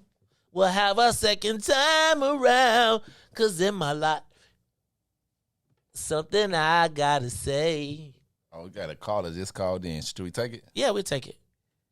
Oh, they just. It's what it seems. There's a stronger force behind the scenes. Try say amen if that's it. It might be it. Play it, and then if it ain't, then I'll tell you it ain't it. It is the main. It is I say amen. All right, go ahead. It's time to say goodbye for now. So say amen? Yeah. Okay. We'll have our second time around. He's in my life. Yeah, that's it.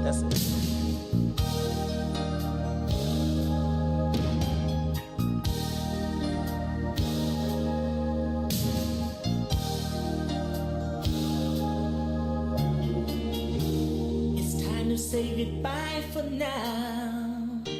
We'll have our second time around. But before you go, there's something I'd like to say.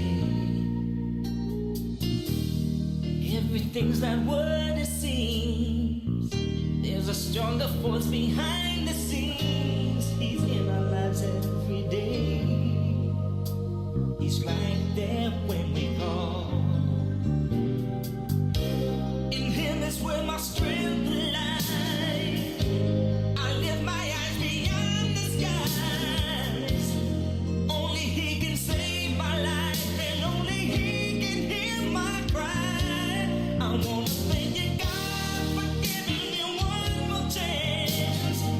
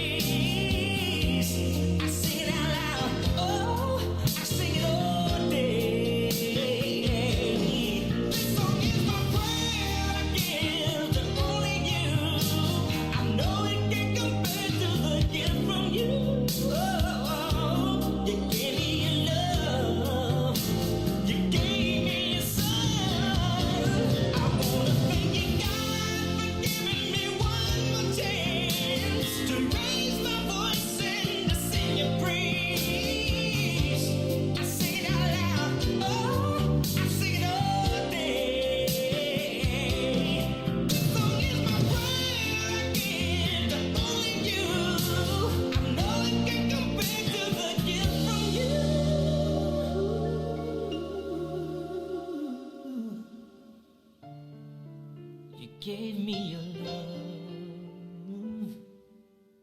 You gave me your son. Now I say amen.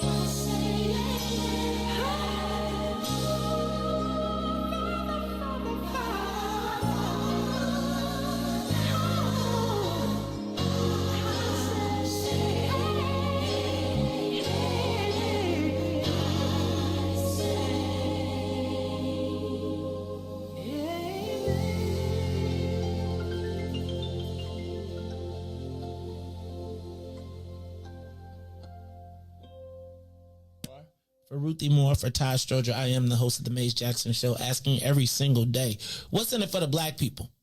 And if you don't like it, you can still tell them Maze said, Mayor Lightfoot, man, we ain't accepting that. We ain't accepting that. Let's go. Yeah.